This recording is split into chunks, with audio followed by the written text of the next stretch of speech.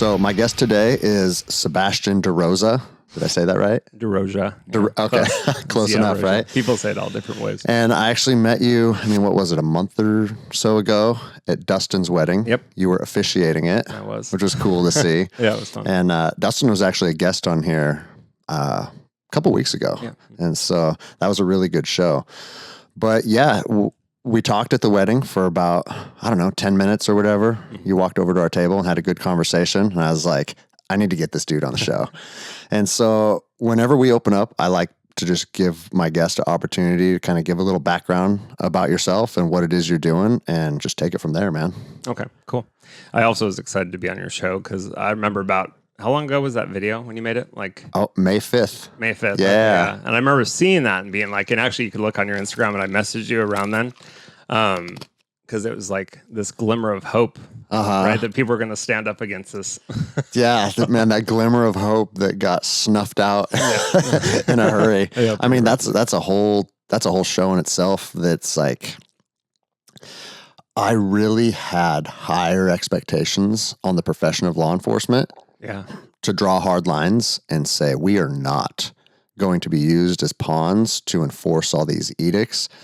And that's what inspired me to make the video in the first place I've talked about it on the show a lot. My coworkers and everybody I know in the profession was appalled of what's going on, but you don't see people speaking out against it. Oh, yeah. And the thing is, it's like, I had a lot of my coworkers that were like, we weren't being asked to do it, so it's not a big deal. Well, I'm like, over here, over there, you can say it's not a big deal, but if you just put your head down and pretend that it's not a problem, that's not addressing it. Yeah. And I was like, I feel like I'm obligated to address it. And I'm obligated to address it in uniform. Yeah. Because that needed to be a police officer speaking to the profession, And it resonated with a lot of people. But it's crazy how fast the system's like, get this guy out of here. Yeah. Well, look at that video you posted, I think, today or last night with the masked cop. Oh, yeah. God. And dude, that's crazy. And for listeners, they won't be able to go back and see that because it was just a story. Yeah. But it was a police officer in Waco, Texas. And dude, the bizarre thing about that video is I've had a lot of cops reach out to me and are like, I can't believe you'd say that about another officer. Because I said this from dude, that video? Yeah, I said this dude deserves to get beaten to death, right? That's what I said. And people are like, that's outrageous. I had a guy write me and say, I think you have a mental illness if you think that someone needs to be beaten to death. But the thing about that video is that cop walks into the gas station. He sees an elderly gentleman without a mask on, and it was immediately aggressive, immediately bullying tactics. He looks at that guy and goes, where's your mask? That's not how a police officer should address a citizen. Like every police officer knows that. So from the jump, he was coming at that guy aggressively and just like I said, using bullying tactics. And that dude turns around and goes, what mask? And he goes, yeah, I thought that was a great response. Yeah. And he goes, there's a countywide order or whatever it was, and started to just berate the guy. And so the guy goes, well, your mask is actually down a little bit, and they had a little bit of back and forth, but hey, newsflash, you can talk back to a police officer. Yeah. You know what I mean? It's not against the law, yeah. But some cops take that as like an ego thing. And so he pulled his taser and he started screaming at the guy, you're getting detained. And I'm thinking like, what do you detain? You can't detain a guy for this. What's going on here? And then he said, the guy's being non-compliant. Send me additional units. Oh, I know. It's just overkill. And so, the thing for that is, if you're on patrol and one of your patrol partners is making an arrest and that call comes over the radio, I need additional units, the guy is non-compliant, that means you turn your lights and sirens on and you're going 70 miles an hour there, right? So that, regardless of how good of a driver you are or how experienced you are, that inherently puts other motorists and pedestrians at a higher level of risk. Oh, yeah. And it's proven. That's why a lot of departments have completely abolished high-speed chases. Because when cops are running code, sometimes people get hurt. And so all the things that were wrong with that was just like, I have to share this. I'm surprised so many people would comment about, just because to me, his behavior just seems so I mean, authoritarian. Yeah. And the thing is, like, the one guy saying, I think you have a mental illness. It's like, dude, a guy that just randomly starts berating an elderly man, that's a mental illness, you know? So, all right. Well, dude, we went on a 5-minute tangent about that guy. But I want to circle back around and let you introduce yourself and tell everyone what you're all about, and then we can go on as many rants as we want. Okay, cool. I got rants in my pants. So I'm Sebastian DeRosia. I, within the psychedelic world, I run the Seattle Psychedelics Society.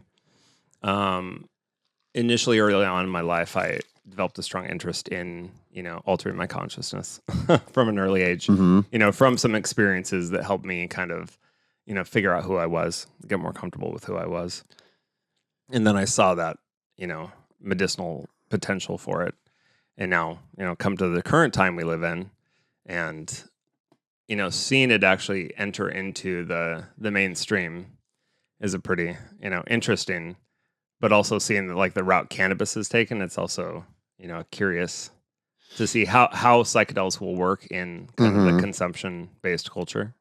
So are you saying like the way that it's just been commercialized and distributed and consumed, everything's just kind of... It's kind of going that direction, kind of like, because people saw that with cannabis, right? They saw that potential, and now psychedelics like, oh, it's the new, next money potential, which is interesting because to me, it's like it's counter what psychedelics tend to, be about. So, but anyways, the Seattle Psychedelics Society I started about 4 years ago now. Okay. I was running a cannabis-friendly B&B at the time. And then I started to, basically, Airbnb started, like, implementing a bunch of social justice crap into their, like, policies, and I was not a fan. Well, I'm not familiar with cannabis. What did you say, cannabis It was B&B? a cannabis bed and breakfast. Okay. Yeah. So it was fun. I had, guests coming in, traveling from all different states, getting to come get stoned and, hang out and eat breakfast. Tour Seattle and and it was ideal guests. If you think about it, like most guests are, they're, just very mellow. Yeah. Which is a good bonus. Versus like people coming on vacation and drinking. It was kind of out of all that time, I never had like maybe on one hand, I can count the times I had like really any kind of issue. Yeah. But, the few that stand out because there were so few. Well, and let's be honest, there's no getting away from that shit completely. Oh yeah. Exactly. No matter what you're doing, you know? Yeah. So then I started moving from there into like, being more open with the Psychedelic Society, seeing that was happening, which was an interesting experience. I was running it out of my house. So I had people coming, to the meetup, all different walks of life to come talk about psychedelics and learn.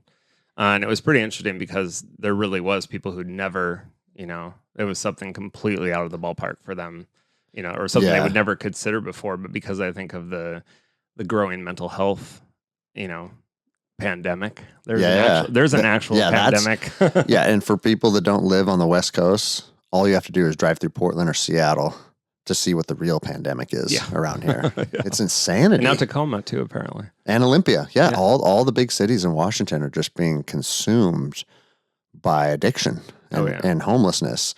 And, there's still people that don't draw the parallel to what homelessness is. It's addiction. Yeah. Oh yeah. I know as a patrol officer, you're confronted by that up close and personal every single day. And all the people living on the streets, and I don't know what the percentage of them is, but it's probably close to 99, Oh, yeah. I mean, there's some people that have legitimate like mental illness, but from my experience, every single person is addicted to some type of drugs, mainly heroin and methamphetamine, and then mental illness is obviously like a secondary result of that life and that lifestyle, Yeah. Well, usually, like we'd often say, like the opposite of addiction is connection, right? And that's, I'm sure, what you saw too, is seeing people who have been, disconnected from society, from their families, from other people. Yeah. And now you say that on a grander scale with this whole, social isolation, that's going on currently. And I always think of the ramifications of that on addiction. It has to be huge. For sure. Alcohol sale, and time will tell when they start to compile all the data and see really like the numbers of what's happened over the last year. But we already know. You know what I mean? Like you already know it's dramatic. Yeah. It's dramatic enough that it needs to be addressed. Yeah. But we'll see where it goes. But no, it's interesting you say that about the connection thing, because I always tell people, like, I have yet to come across the person on the streets of Seattle that got laid off as an electrician. Yeah. And now he can't pay his rent and he's sleeping on a tent in Seattle. Like that person doesn't exist because anybody that's conducting themselves in a halfway normal manner has an aunt, an uncle, a friend, somebody where like they have options long before they're sleeping on a tent under the 45th Street Bridge, you know? Yeah. And so, yeah, that's exactly right. It dissolves all of those connections. And those connections usually get dissolved because they fuck people over time and time and time again. Oh, well, and time again within their families too. Yeah. Usually, I think like of the standpoint of like genetic, trauma that's been happening like way down the line. Oh, yeah. And this is accumulation of where they're at in life now. I think I often seen, where like with drug abuse, often going down, trauma, sexual abuse, these things down the family bloodlines. Yeah.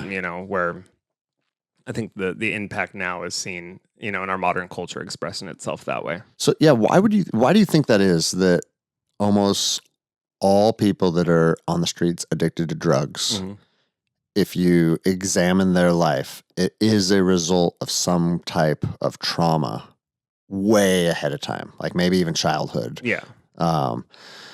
I mean, do you have any insight on that, of why it manifests in addiction later in life? I think because of the culture we have for so long hasn't been actually about supporting people through, looking at trauma. It's been more about like put the blinders on, take an antidepressant or what I call a thymoanesthetic. It's like numbing, putting a Band-Aid over a wound.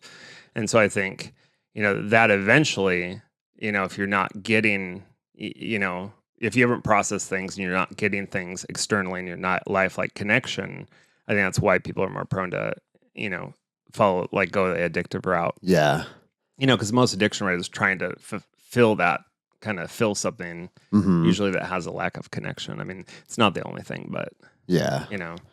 So for people that are listening that have no background or understanding of what a psychedelic even is, like, how would you describe it to someone has no understanding of what you're even talking about when you say that, other than they've heard of magic mushrooms, Yeah.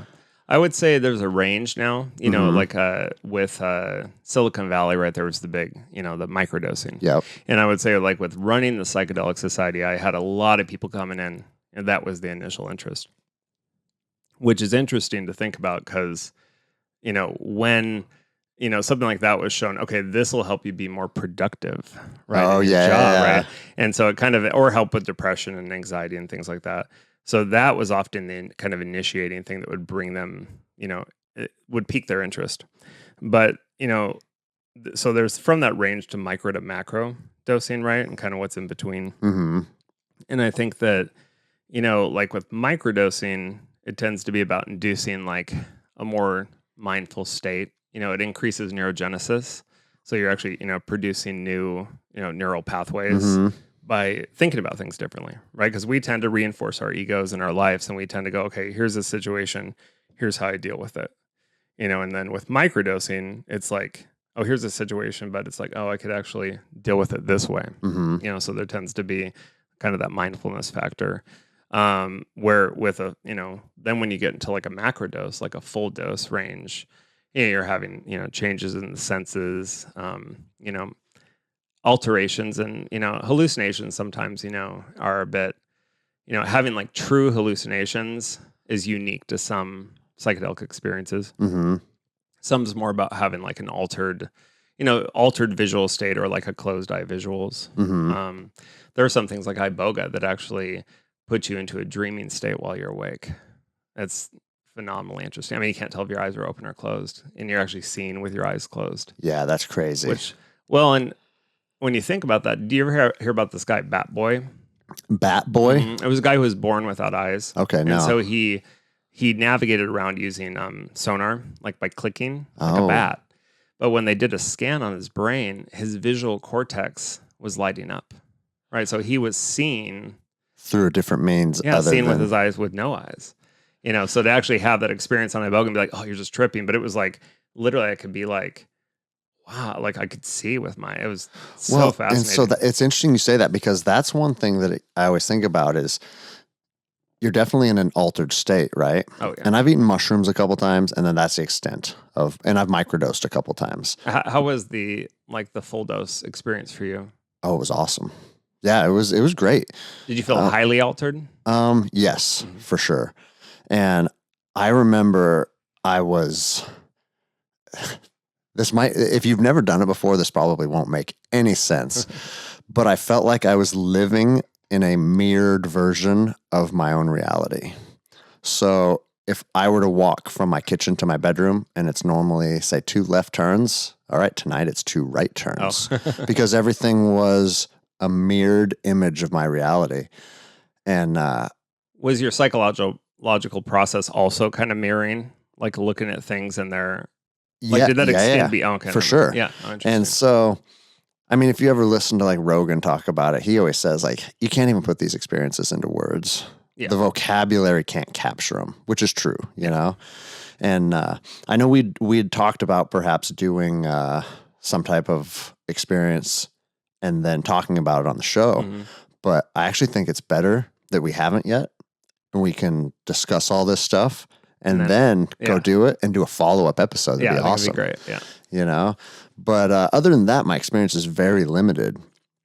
But you just hear about how, I come from the special operations community, right? And so many people are dealing with PTS and trauma from combat. And that's really what's piqued my interest in this, again, I would say, is hearing all of these stories from people. And it's just like Iboga, am I saying that right? Yeah, Iboga. That's the one that I have friends that are going down there. Oh, are they going to Mexico? Going to Mexico. I have a friend in Mexico right now, actually. Oh, really? Yep. Oh, sweet. I just had 2 that went down and actually didn't. Yeah. And he's a former SEAL. And then I had another buddy who also a former SEAL, and he actually ended up passing a couple months ago, something completely unrelated. But he was dealing with all of the like textbook PTS problems, problems with the relationships, problems just maintaining happiness and having to find outlets and anger outburst and insomnia and all this stuff. And this breaks my heart because he went down there just a couple months before he passed. And he passed from just a complication during a routine surgery. So it's completely unrelated to any of this stuff. But when he got back, I talked to him on the phone and he's like, Greg, this is the weirdest thing. And he didn't go into any detail about the actual experience because I wanted to talk to him about that in person next time we hung out. But he just said, I got home after doing it. I'm very comfortable as my role as a parent now, because he had a young son and he was having trouble accepting the fact that he's a parent now and that he's not a warrior anymore. Yeah. And he was like always torn about it. He's like, I want to fucking deploy again. Like there's people out there that could need guys like us. And he was always saying like being a parent is something that he can't fully embrace. And then some issues with the marriage, which that's just everybody that's in a relationship has issues, right? But what he told me is after the treatment, he came home. He's like, I've embraced my role of being a parent. I'm fucking happy. I feel like my depression is completely gone. Me and the wife are the best we've ever been. And he just went down the list. I'm sleeping better. Every single aspect of his life, he felt like changed just in a moment in time. Oh, yeah. And by a moment, I should say, that treatment is 5 days or something like that? Depending on how they're doing the protocol. But, they've kind of changed it. It used to be like when I did it, it was a flood dose. So it was a big dose at once and you're tripping for 36 hours solid. But it has a lot of risks. So at a lot of the treatment places now, they do kind of a more extended, like over like a week, where it's a lipophilic compound, so it stores in the fat. And so they're able to kind of build it up a little more safe. They're usually monitoring the heart and everything while they do it. Yeah, that's what I said. You're hooked up and you got lines in for IVs. Because I guess you vomit a lot. That's like a common side effect. Only if you move around. Okay. Right? Like if you end up, so basically I think my idea on it, from like kind of a subjective, is it subjective or objective? I think subjective, okay. right? My take, I always mix those two up, is that it's removing you from linear time. So when you move on it, literally, like say you're in the bathroom and I need toilet paper, and you go to turn your head, just doing that action, if you don't go, like, you have to move like a sloth. Like, so if someone's doing a treatment, I would say you need to, like, you got to move really slow. And if you just snap your head to the side, whoa, it's like motion, it's like overwhelming motion sickness. So everything, and you have really bad ataxia, your muscle control, you don't have muscle control. So people tend to, as long as they move slow, then they can go through the whole experience not vomiting. Okay. That makes sense but some people get really bad. I mean, back in the day, I worked with someone and for 7 hours she vomited. Oh, it was for shit. alcoholism. And she just, and she was super delightful during the whole, the whole thing, and it helped, but it just, she was nauseous, just overwhelmingly. Which, to have an experience and kind of having physical body load can be really distracting from it. And it's interesting because that's the same, Iboga is what they used in the Dosed documentary, right? Yep. And that, it was a movie directed by a guy named Tyler Chandler. And me and my wife watched that probably, I don't know, a couple months ago.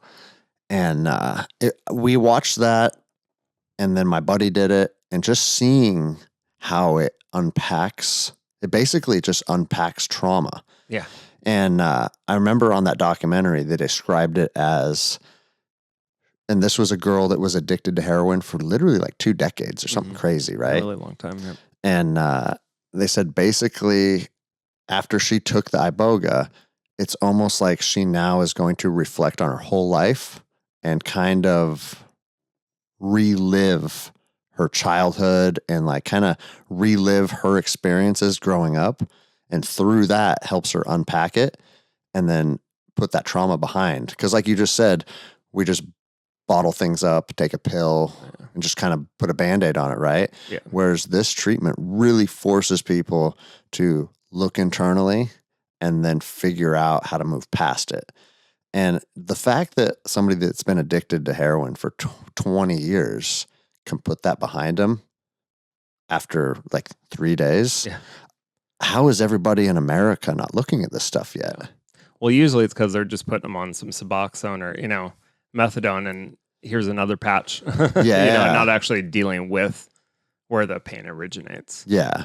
Years ago, I was with this healer, kind of shamanic healer woman. She would do extractions and do readings, and it was actually pretty wild. The stuff she would know blew my mind sometimes. And I've always been like interested in that stuff, but also not very woo-woo and sciencey. So at the time she's telling me, well, the work you're doing, she goes, she was talking to her guides or whatever. She goes, the work you're doing, they're telling me it's going to have something to do with time travel. And at the time I was like, I thought, well, that's some crazy shit. And then now though, fast forward now to the time we're in, and actually seeing the effects and seeing, working with vets, working with people who've had trauma, and then they going back, right, and experience, they're shifting their perspective on an event, right, changing their frame of reference. How about that? And then they're changing that, and then boom, here we are, present time. It changes the present, and then also changes the future. So if you remove the concept of linear time, that's time travel. Yeah. Right. So no, it's funny you say like.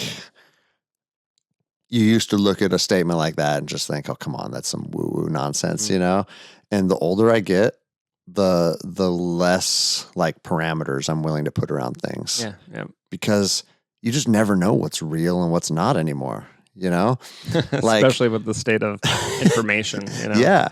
But like Andy Stump had a guest on last week who was a SEAL who went down and did the Ibogaine treatment to deal with PTSD. And so he was talking about it on last week's show. And one thing that he described it as is he realized while he was in, like, I don't even know what you call it, like currently part of experiencing the treatment, right? Mhm. That he realized everything in the universe is connected and we're all together and it's all one and we're all part of the same thing. And it just makes me think like Avatar. You know what I mean? How like in Avatar, they showed that through a physical connection where all the life forms, the plants and the animals could intertwine. But do you think that that's like a real thing just on maybe like an energy field? Oh, I think so. And I Okay. think that's what psychedelics often will show you. You know, they do show that kind of that nature of connection. Yeah. And that's why, again, I think they work so well with addiction, right? Is they help reinforce connection. Yeah. You know? Okay. And so going with, you know, the different, you know, different psychedelics almost have different, you know, I like call it when you're allying with a plant or something, you know, they have different flavors.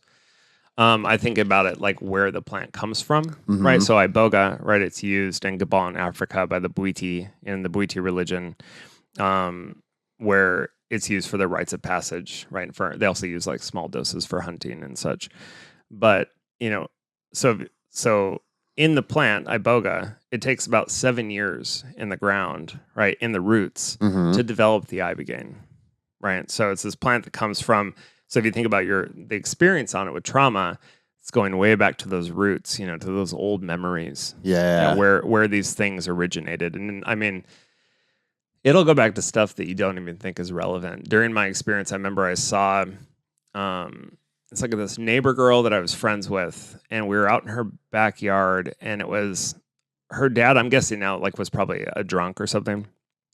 And the dog was chained up in the like doghouse, and it was pouring rain, and the dog was crying in the rain. And I remember, and I was over there, and it was like he enjoyed making the dog stay out. You know, like I remember I was a very empathic kid. I remember witnessing this thing, and through that Iboga, I realized, oh, that was the first time I witnessed like human cruelty. You know, so when you say you were watching this take place, did it feel like you were inside of your body reliving this experience, or almost like a detached viewing of the scenario taking place again? More like the second, like you said, more of a detached viewing. Because with Iboga, it's kind of a, you know, they call it the grandfather. It's a little more like almost intellectual, or like it's less emotionally. It's not emotionless, but it's less like with ayahuasca, right? It's like you're emotionally, it's all this, you know, combination of emotions and different things coming up. Where with Iboga, it's a little more separate, like you're bearing witness. Okay. And so you said you just saw this girl's dad. So I just saw that scene, just which doesn't seem relevant. Dog, huh? Yeah, but through that book, it's like, oh, the scene was me witnessing human cruelty, and where something like someone abusing an animal really pisses me off, right? And it's and like origins from that, you know, from that memory. I had one time the other day I was microdosing it, and so if you low dose it, because it's lipophilic, it stores in the fat, and then two, there's a secondary metabolite called noribogaine, so it lasts long and it kind of carries over when you do it for a few days. And I remember I woke up in the morning and I suddenly was seeing myself back at this old job I had where I worked for like a Boeing subsidiary doing plane parts. But at the time, I'd just come out and I was like super obsessed with the fact that I was gay. You know, it was really like this hyper focus on, you know, I was, you know, 15, 16 and like hyper focused on this and had no idea what I was doing at the time. And it kind of had this perspective like, oh, those guys over there, you know, they don't like me because I'm singing the Supremes and just kind of being obnoxious, but, you know. Yeah. And so, but then I was seeing actually the whole process of what I was doing, like these plane parts and what, you know, this deburring and all these actions, what they were actually, what I was doing. And it was kind of going, oh, I didn't even know what I was doing at that time. I hadn't taken it in because I was so obsessed with my identity. You know, so it was like a weird kind of this teaching, you know, going back. And then after that, it went to my next job where I worked at like a special needs daycare. And it was just like seeing the interaction with the boss, the lady who ran it. And just, it was weird. It was like observing this past stuff, you know, a lot of things we don't think are relevant. Yeah. You know, but it kind of brings the relevance into, all of it, Uh-huh. our whole lives, and kind of ties it together. So was that a big part of psychedelics when you said you were kind of like struggling with your own identity? Like I think that it just helped. accepting that you were I think gay? it helped me just feel more comfortable. Yeah. Okay. I think it was part of the, like, taking MDMA and just being like, losing any. I never dealt with a lot of like self-hatred or anything. Yeah. I was in school. I was a really effeminate little, I was a feminine little kid with like a huge overbite. So I was very, I was brutally teased. But interestingly, I think because I was highly empathic, I didn't know that at the time, but I never bore anger or hatred. I think part of me knew that something was wrong with the kid, because the kids that are really brutal, generally have horrible, brutal households. Yeah, they're just projecting that. The trauma reinforcement, Yeah. right? So I remember at the time I never kind of felt anger or animosity. I didn't get like that about it, and I didn't tell my parents about it. It's kind of strange how I think I processed it internally. But I think at the time of I left school at like in the 9th grade, and then went and got a GED, and then that's when I started taking psychedelics, and it really did shift. I was just like, boom, I'm out, and it was probably a little bit obnoxious at the time, but it was also the era, I think, where it was like that was a time when that was first just happening. Like I would go to a little group that was like 2 people, that my parents thought I was going to a group for kids that got teased in school, but it was a group for gay kids. And I watched it blow up to like 30 people, and just like it was like a little meat market for us. Man, that could be a whole nother podcast because the narrative that's being pushed out there, like me as a conservative, I shouldn't. And me. Yeah, exactly, right. I shouldn't be sitting down. Uncle Sally. That's the. Is that what they call? I jokingly say because it's Uncle Tom, right? So it's an Uncle Sally. Yeah, that's funny, man. Yeah, because being a conservative, like I'm supposed to hate gay people, right? That's the narrative, and I'm racist, and I don't like immigrants, even though like some of my best friends on planet Earth are immigrants. It's like my wife was just joking. She goes, "We wouldn't really have anything that we have if it wasn't for immigrants, because like through Brazilian jiu-jitsu and through being taught and rise to the level of black belt." You mean culturally appropriating, right? Yeah, dude. And it's like it's weird how the narrative gets pushed, like, oh well, if you support Donald Trump, then you hate gay people, you hate black people, you hate immigrants. Yet he was the most gay-friendly president I think there's ever been. But the weird thing about it is that like those narratives get pushed to the point that becomes reality in a lot of people's minds. Well, it's kind of like the way they're identifying with what their culture is telling them they should be. Here, you're in this box, right? Yeah. Where, for me, I always say conservative-ish because, it's...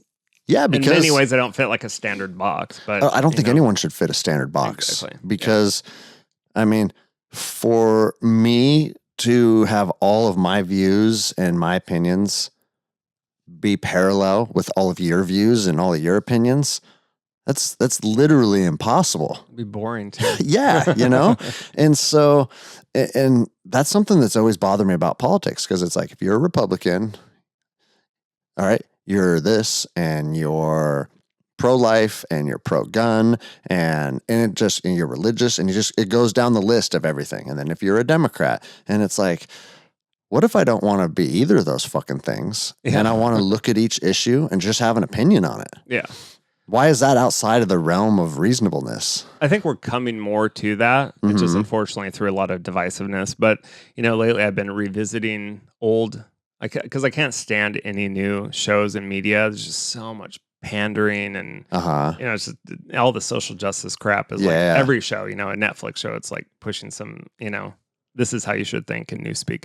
So I've been revisiting like old shows like True Blood.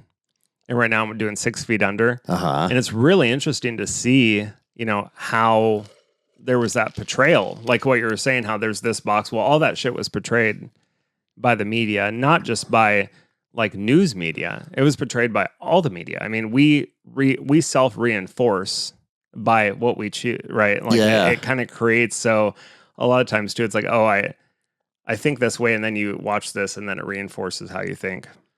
So you just mentioned, you said Trump did a lot for the gay community.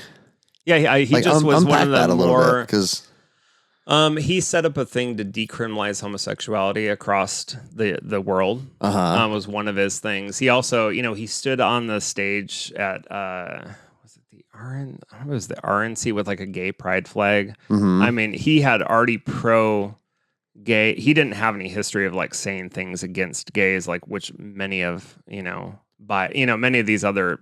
Plenty of the politicians did at some point, and then they, got with it. And it's flavor of the week. It's whatever's going to garnish votes for them, I don't have it all on the top of my head, but there's definitely a lot of stuff. Like he was, very friendly. He always liked gay people. He was, he liked black people. I mean, he, and they loved him up until he was president.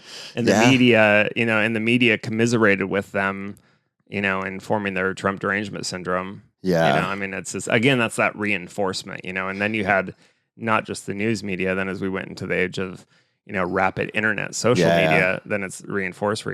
And now I think we see, I personally witnessed amongst friends. I've just seen people, it's like their mental health destroyed by hatred. Yeah. They've hated for the last 4 years. And it's an easy rabbit hole to get pulled into. Oh, yeah. And I was literally just talking to you about it before we started recording, is that guy texting me saying you're mentally ill for saying this about that cop that was taking enforcement actions for the mask.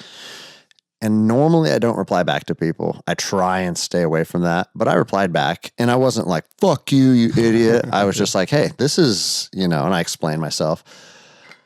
But yeah, social media can get its hooks in you, and it can be a drain on your soul. Oh, yeah.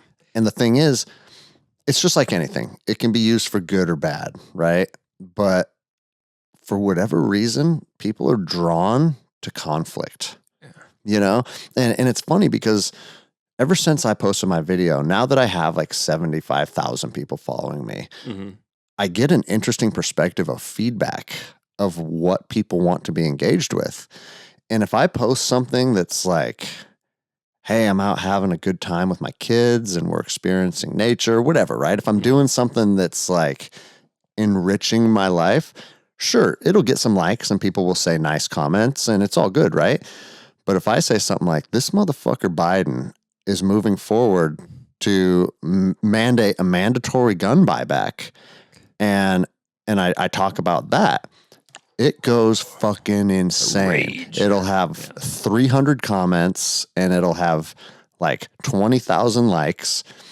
And it's like, now is it the algorithms that are pushing out the ones that cause outrage?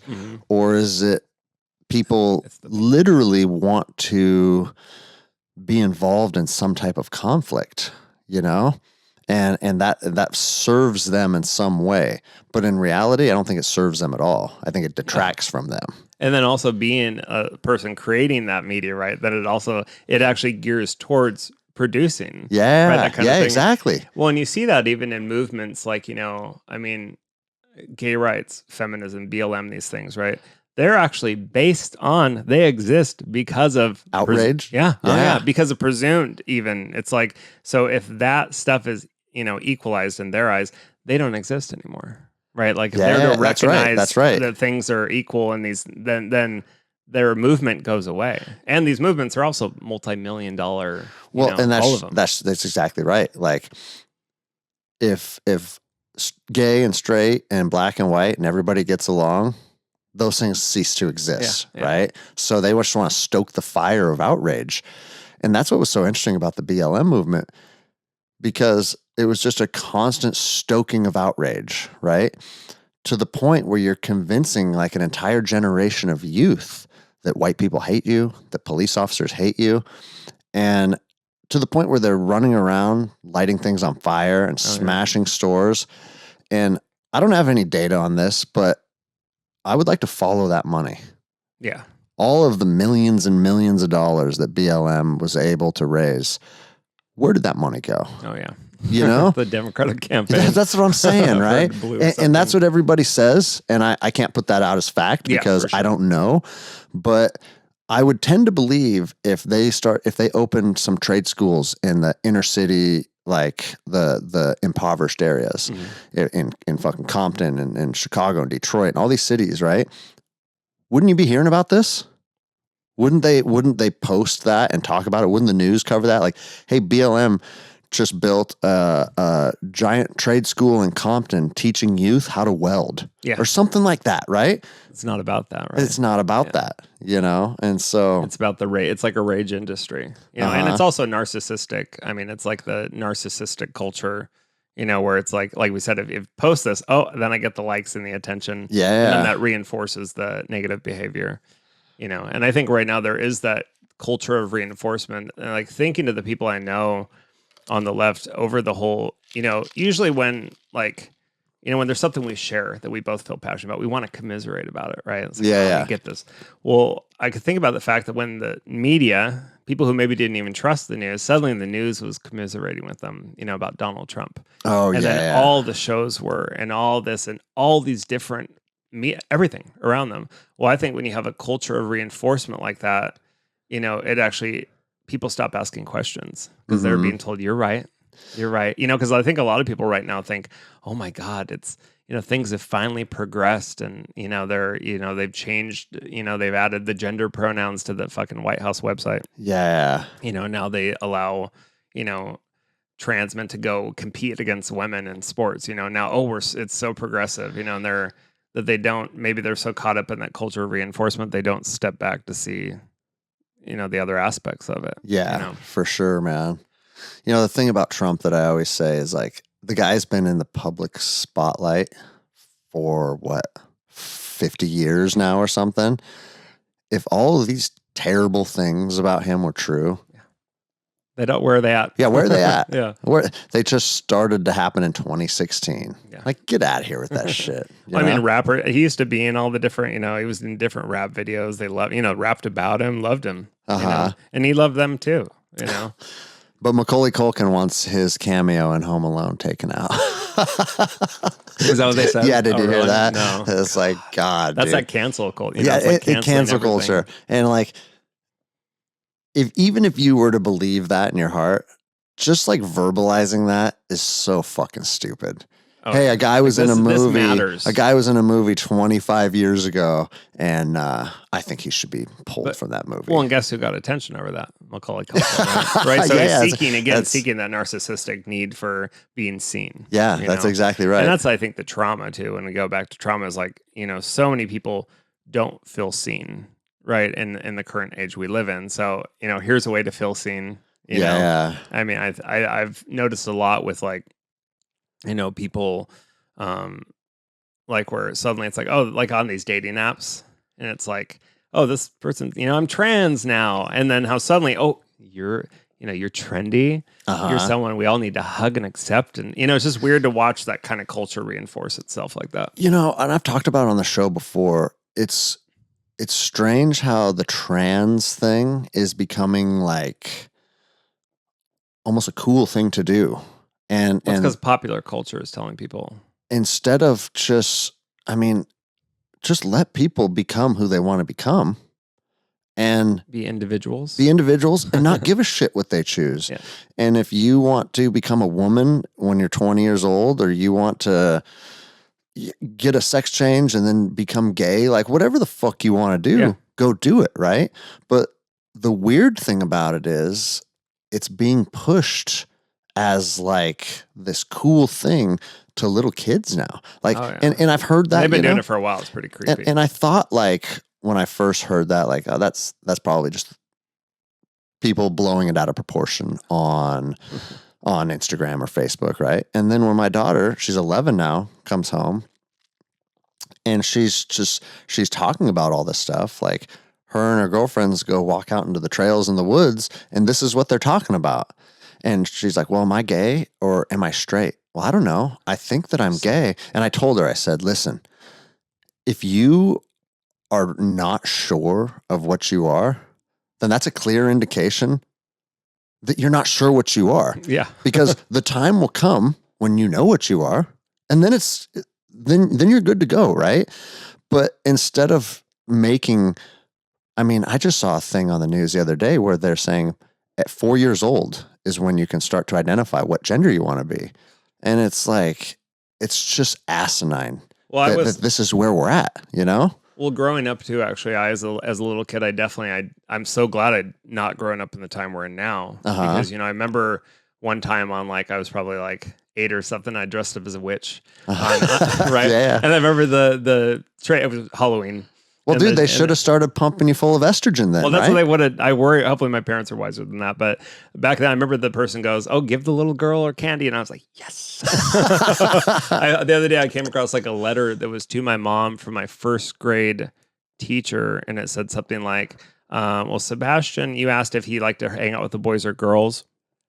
And we found that he did, she said over the year I noticed he did like to hang out with the girls more.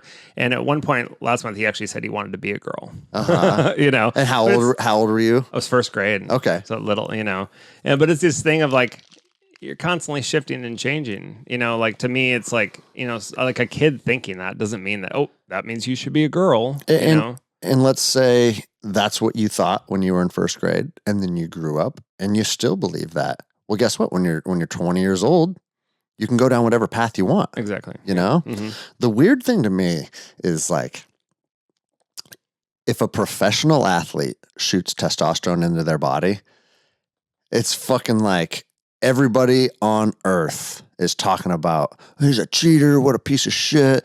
Like John Jones, for instance. Do you follow UFC and MMA? Only a little bit. Okay, so he's one of the greatest fighters of all time. And he's tested positive for steroids a couple times, right? And it's just, dude, you look at the comments and it's everybody talking about like, he's a cheat, he's worthless. And it's like, he's still the greatest fighter of all time.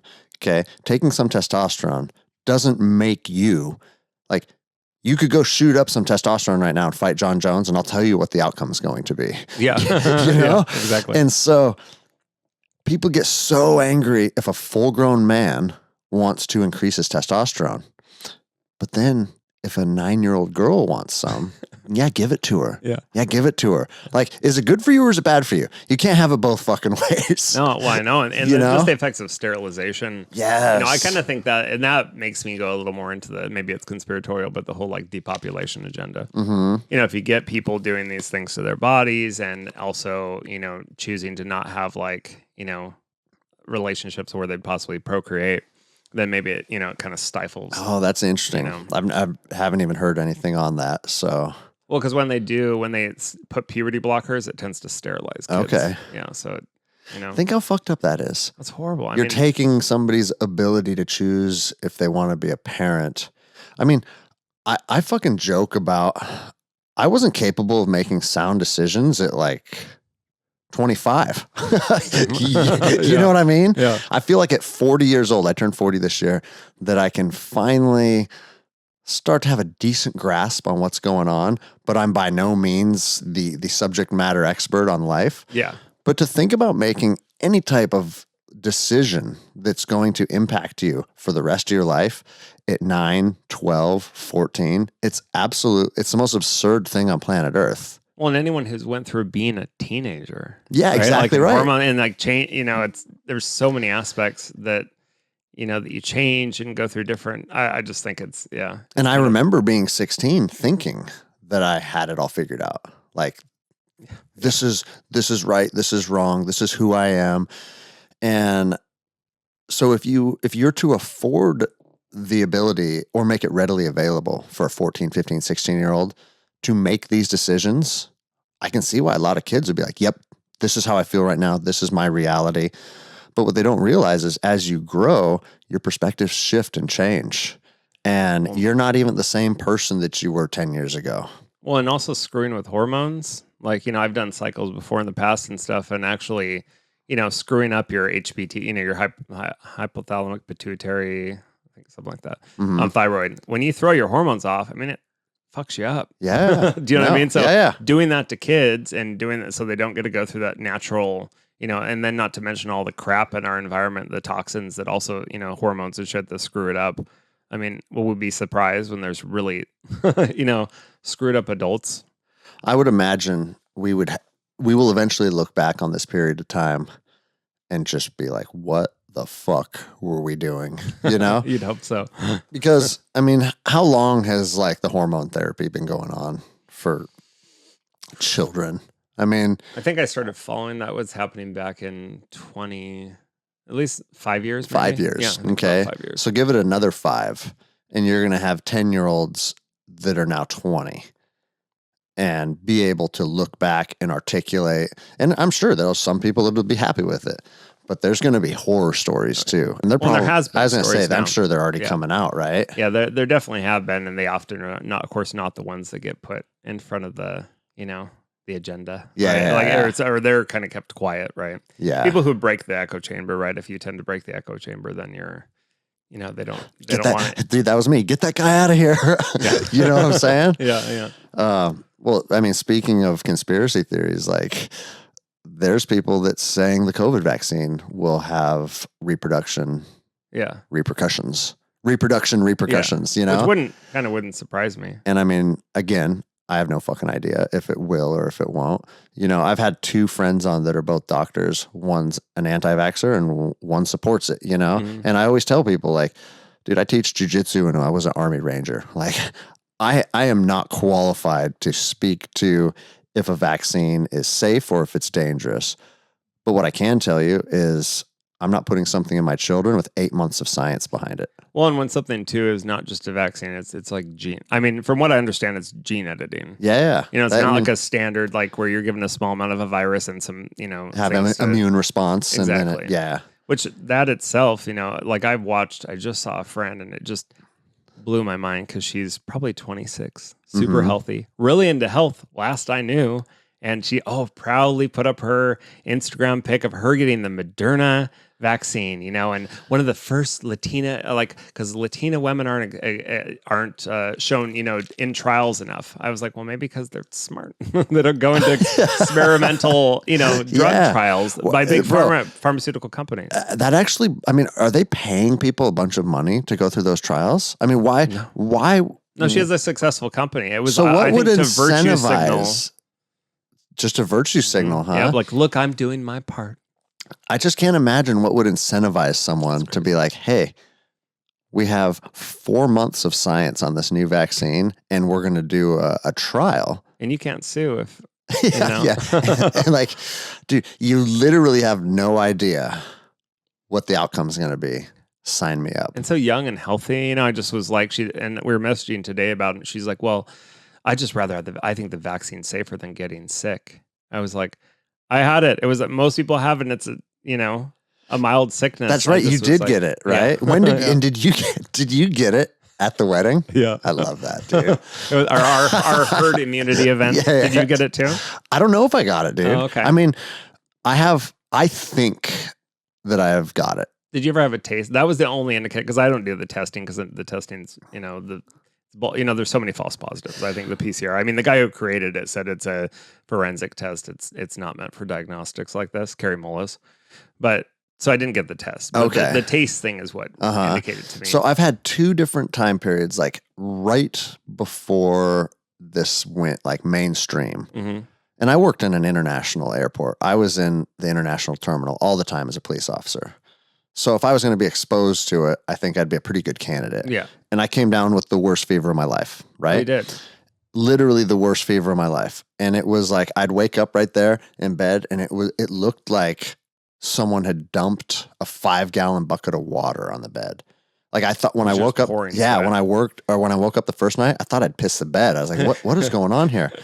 But the weird thing about it is the fever was really bad, but the rest of my body felt okay. Like I woke up in that state and I went snowboarding all day.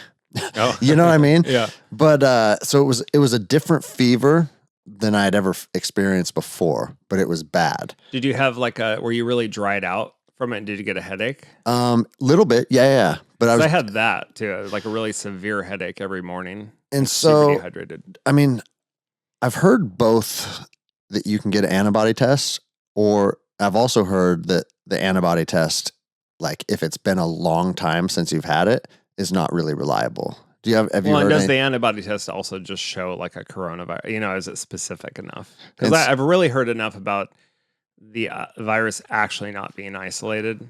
You know, and I've watched people in some of my chat like debate this, and it was that, they're like, kind of like projections, like computer projections, like, oh, this is it, but not actually isolating it. So if you haven't done that, and again, I'm not certain of that, right? But if you haven't done that, then can you specifically identify? I think, Mullis brought up how with the PCR, like the one contains the many contains the all, like that Buddhist concept about how basically anything you magnify, to some extent, you're going to find everything within it, right? So, but yeah, the antibody, I think the antibody is also a PCR test though. So again, that's a little. So then the other thing that happened, this was just a few months ago, it was the smell thing. And so I clean. Was that, it wasn't after the wedding though? It was after the wedding, but it wasn't right after the wedding. It was, I don't even know. Weeks. A couple weeks after the wedding. Then. Yeah, maybe. And if it was just the smell thing, it was just most smell people thing. have minor, symptoms, if no symptoms at all. Yeah. Right? So here's the weird thing is I'm a clean freak, right? My bathrooms, I clean them with bleach almost daily. Little OCD. Yeah. No, I mean, I come from the military background where we had to like scrub everything every single morning. And if it smells clean, it is clean. That's kind of the like unwritten rule in the military. Yeah. You walk into the bathrooms in the barracks and it smells like you're at a swimming pool, right? And so that's just kind of been how I've rolled my whole life. And I'm cleaning the bathrooms and I'm smelling it. I'm like, this is usually so strong in here that my eyes are watering, right? And I'm like, smelling the bleach direct. And I'm right over bleach, nothing. And so I'm like, Jenny, get in here. I was like, whenever I clean the bathrooms, I was like, what's it smell like in here? She's like, it smells, and she actually doesn't like that I clean it with bleach, She's like, it smells like a fucking swimming pool again, And I was like, this is bizarre. COVID. Yeah. And so, no, after that, like, I mean, I just want to get tested just out of curiosity. And then I have buddies like, don't get tested because then you add to the numbers or whatever, And I'm like, so many faulty. Well, and what's funny is right now, right when Biden, right after the inauguration, suddenly the WHO changed its recommendations about the number of cycles that were being ran and suddenly said, oh, lower them because it's creating false positives. Yeah, bro. If you can't fucking see, if you can't see that this is 100% agenda driven. I mean, I've been saying this for fucking 6-8 months now. But dude, California, Newsom, I'm lifting the state of California's lockdown 5 days after the inauguration. I know. Literally 2 weeks ago, California's in the worst state it's ever been in, right? Oh, yeah. And now he's going to lift it? Like, they're not even trying to hide. It's so smug. It's I call them fucking preposterous. Yeah. And what's even more preposterous is we just sit back and accept it, Like I to circle back around about the being kind of disappointed in the profession of law enforcement. Dude, I'm disappointed in American citizens. Everybody shut their business down. Everybody's losing like their livelihoods, and not very many people are willing to say, you know what? Fuck the government. Yeah. I'm open. And if you don't like it, come do something about it. Like if everybody it blew my mind. If actually, everybody would just do that, yeah, problem solved, done, right? And so, like, I mean, I'm kind of default aggressive, so I kind of wanted to pick a fight, right? So when I opened my gym back up, I made an Instagram video, and I don't know, you can go find it. It's a few months old or whatever, and I'm like, hey, we're open for training. I'm not limiting class size. I'm going to let people be free-thinking adults. And if they want to train jiu-jitsu, everybody understands what jiu-jitsu is. You're on top of another human being. We're sweating on each other. Yeah. So if there's any illness going around, there's a good chance it'll get transmitted between people. So use some common sense. If you feel sick, stay home. If you're immune compromised, stay home. But if you need jiu-jitsu in your life for your mental health and your well-being, we're open. And if you don't like it, come and stop us. Like, And so I got we got a letter, an email, and a phone call. Like a letter from a person? No, Elle and I. Oh, really? Oh, yeah. So Elle and I sent a letter, an email, and then called, but they called one of the CrossFit coaches because, I mean, they don't know how the dynamics of the business work. Yeah. They didn't call me. And I was like, lucky those motherfuckers didn't call me because I'd try and instigate a fight. But dude, why is everybody just so quick to bend a knee? And what's bizarre to me is that there's people out there that are letting their businesses literally go out of business. Business that they've had for 30 years. Yeah. Like they've worked. Like the Maltby Cafe. You ever go there? Yeah. So I grew up in Clearview. So that was right down the street from where I grew up. So sad. And it's like a legendary place around in Snohomish County, a Yeah. breakfast place. And supposedly they're going under. Okay, well, if you're going to go under, just open your fucking doors. Yeah. Hey guys, we decided that we're serving breakfast tomorrow morning. And the line would be fucking 200 people. Oh yeah. You know? So good too. But yeah, people will follow orders to their own detriment. It's like a fear bias. I feel like at this point, it's like they literally only started grabbing things that fit that fear bias. I think too, they really weaponized empathy. Right? That's dude. I wear my mask. I love that you said that because that's a good way of articulating it. They weaponized empathy because if suddenly they care about the elderly. They didn't for fucking ever. And now suddenly the government cares. But if I own my gym, if I open my gym, it's not because I care about my members or I care about people's health. It's because I have no empathy for old people. You sociopath. Yeah, that's what I'm saying. Like I'm the evil one all of a sudden. Yeah. You don't care about people. And it's crazy how quickly they could just take the narrative and tweak it to where if you want to take care of yourself and your people, you're selfish. You're a fucking selfish piece of shit, dude. Well, and they also the shame, right? So that's weaponizing the shame too. It's like shame and empathy, just and the effects that that has on people. And through all of this fucking just bombardment, now we got people like your friend, like posting a picture of the vaccine, like, hey. Oh yeah, with their mask on too. Look what I did. It's the opposite of that. It's like they're trying to get approval because they have bought off on the narrative, right? And I tell people, do you want to wear a mask? Cool. You want to get a vaccine? Cool. Like, who the fuck am I to tell you what to do? But now they're attributing like who's right and who's wrong. And you're on one side or the other based on your choices. And it's just a bizarre place that we've arrived at, dude. Well, it's like my dad, actually. It was funny. Last night we talked on the phone. And like I said, after that whole, I think that was off before we were chatting, the whole bus thing over pot. And when he became like just, he didn't drink all growing up, but after that, just the trauma. And he was a vet, in Vietnam. And I think it all just accumulated. But now, he's a devoted drinker. But so we're talking last night on the phone and he's telling me, I'll take him to the store sometimes. And he goes, I wonder if I need to get a ride over to Mount Vernon. Apparently they're done with all the healthcare workers. And I said, no way. I said, I'm not fucking taking you to get a vaccine. I'll take you to the grocery store. You're going to have to ask one of my other brothers to take you to do that because I'm not going to be part of it because his health is so bad that I get why he, sees COVID as a threat. But I wouldn't be surprised if he was dead within a year with what potentially being exposed to that because they're already so unhealthy. You know? For sure. And so, but he's just so bought in. It's like he used to kind of respect what I had to say in my ideas, but now you're fucking crazy. Oh, he was actually defending. You're a right wing wacko. Oh yeah, that's what I think. Well, the media who lied about him when he was like, they put him on the news after this bust over an 8th and a Bud. Like I said, the police chief Domish had like an agenda out for my dad. Because he was the mayor. He was of Granite Falls. Former mayor. And so at that point, he's a former mayor. And They say, the news says, the former mayor turned to selling drugs to the community. And so they show my dad getting cuffed, right? Put into a car. And then they show a bunch of fucking tweakers' houses getting raided.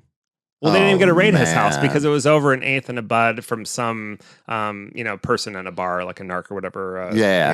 And they're hunting, asking for, because I remember when it happened too, he's like, this chick came over. It's not entrapment, is it? Yeah, exactly. Well, he said, she wanted to come in, or I said, you can come in, but she said, I might rape her. It was this weird conversation. Well, that was the person who was doing this entrapment shit. But, in his house that night, like either the cops or the, tweakers or something went in and robbed and stole all his safes and all his guns that night when he was in jail. So, and his doctor saw the news story and like cut him off of his pain medication, even though it was obvious if you looked at when he filled it that he didn't sell it, like he didn't abuse it. So it was like, those, just the impact of that, on him.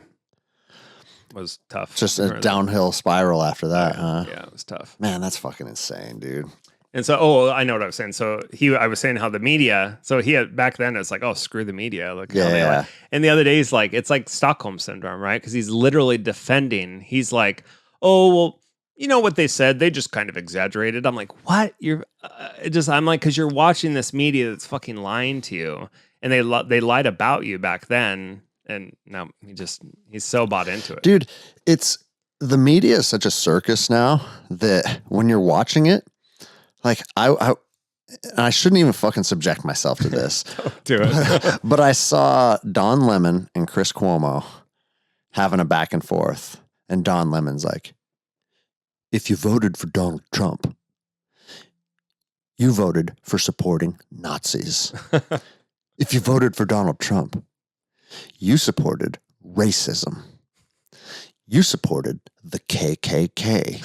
And it was so like fucking, you could tell it was just scripted and fucking, there was no authenticity.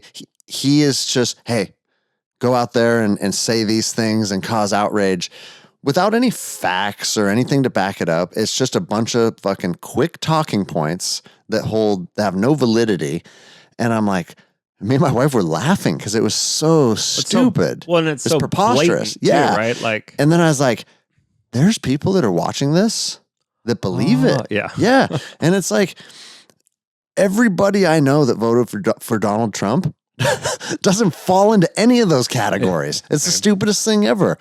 But that's where we're at. But that's what the culture, But then there's a part of me that feels like, dude, if America is that easily manipulated to where they just get controlled by this fucking gigantic fucking, just all of the fucking elite political fucking powers that be, and manipulated by the media, and just fucking bend a knee and let their businesses fail and fall in line and nod their heads, yes, sir. If that's where we're at, then we fucking deserve whatever we get, dude. I say play stupid games, win stupid prizes. Yeah, dude. Like, if that's where we're at, so be it, you know? Yeah.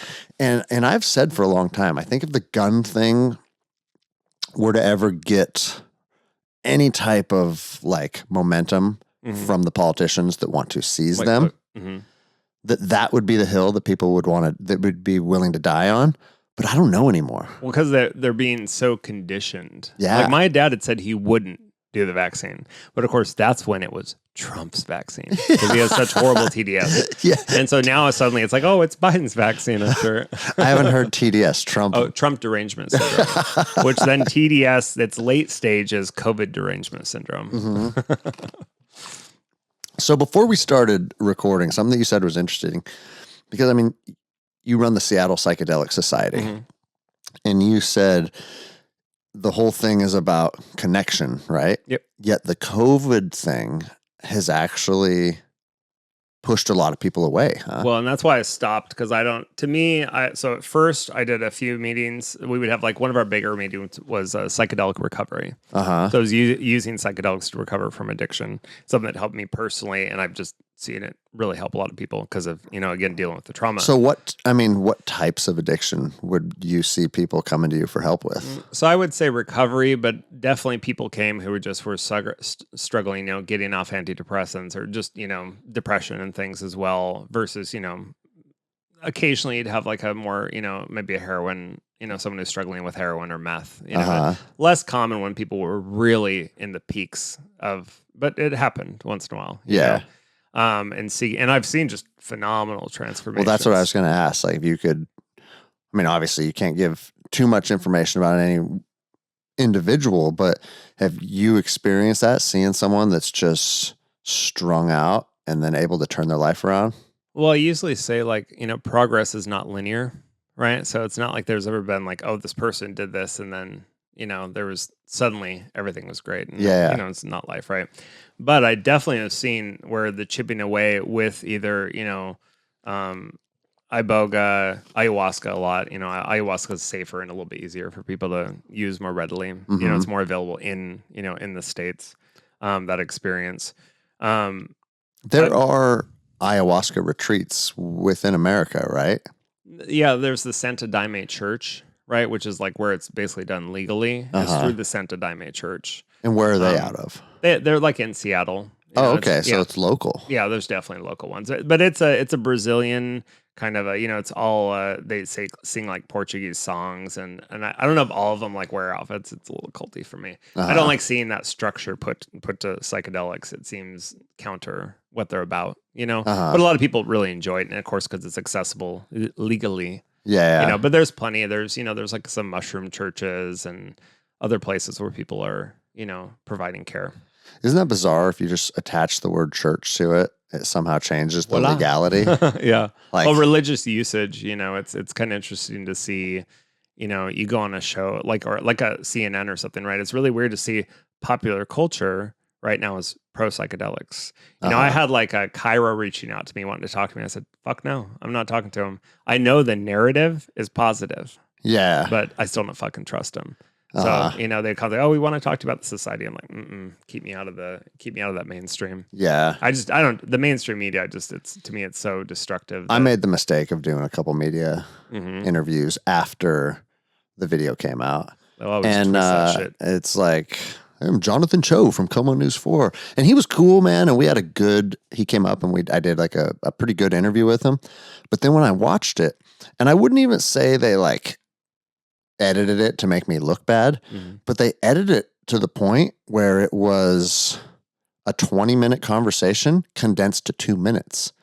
And even though they didn't take the opportunity to like make me look stupid or make me look like an idiot, I didn't think that it captured the essence of the conversation that we really had at all. Yeah.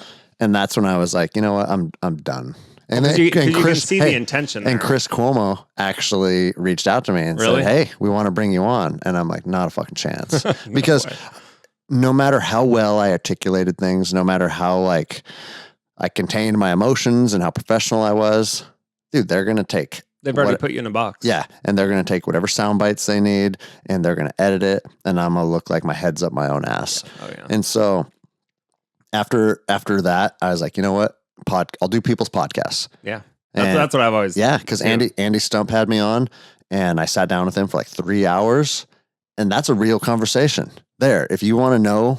about the fucking authentic. Yeah, if you want to know about the cop that got fired in Seattle, go to Cleared Hot and listen to him for 3 hours. Yeah. And now you got an idea, But outside of that, I'm right there with you, man. Because you don't know what's going to be released. Oh, yeah. With basically your name on it. And we know the intentions is like fear and, that's what they make money off of, yeah, right? So that's generally right. It's going to fit some cycle of that narrative.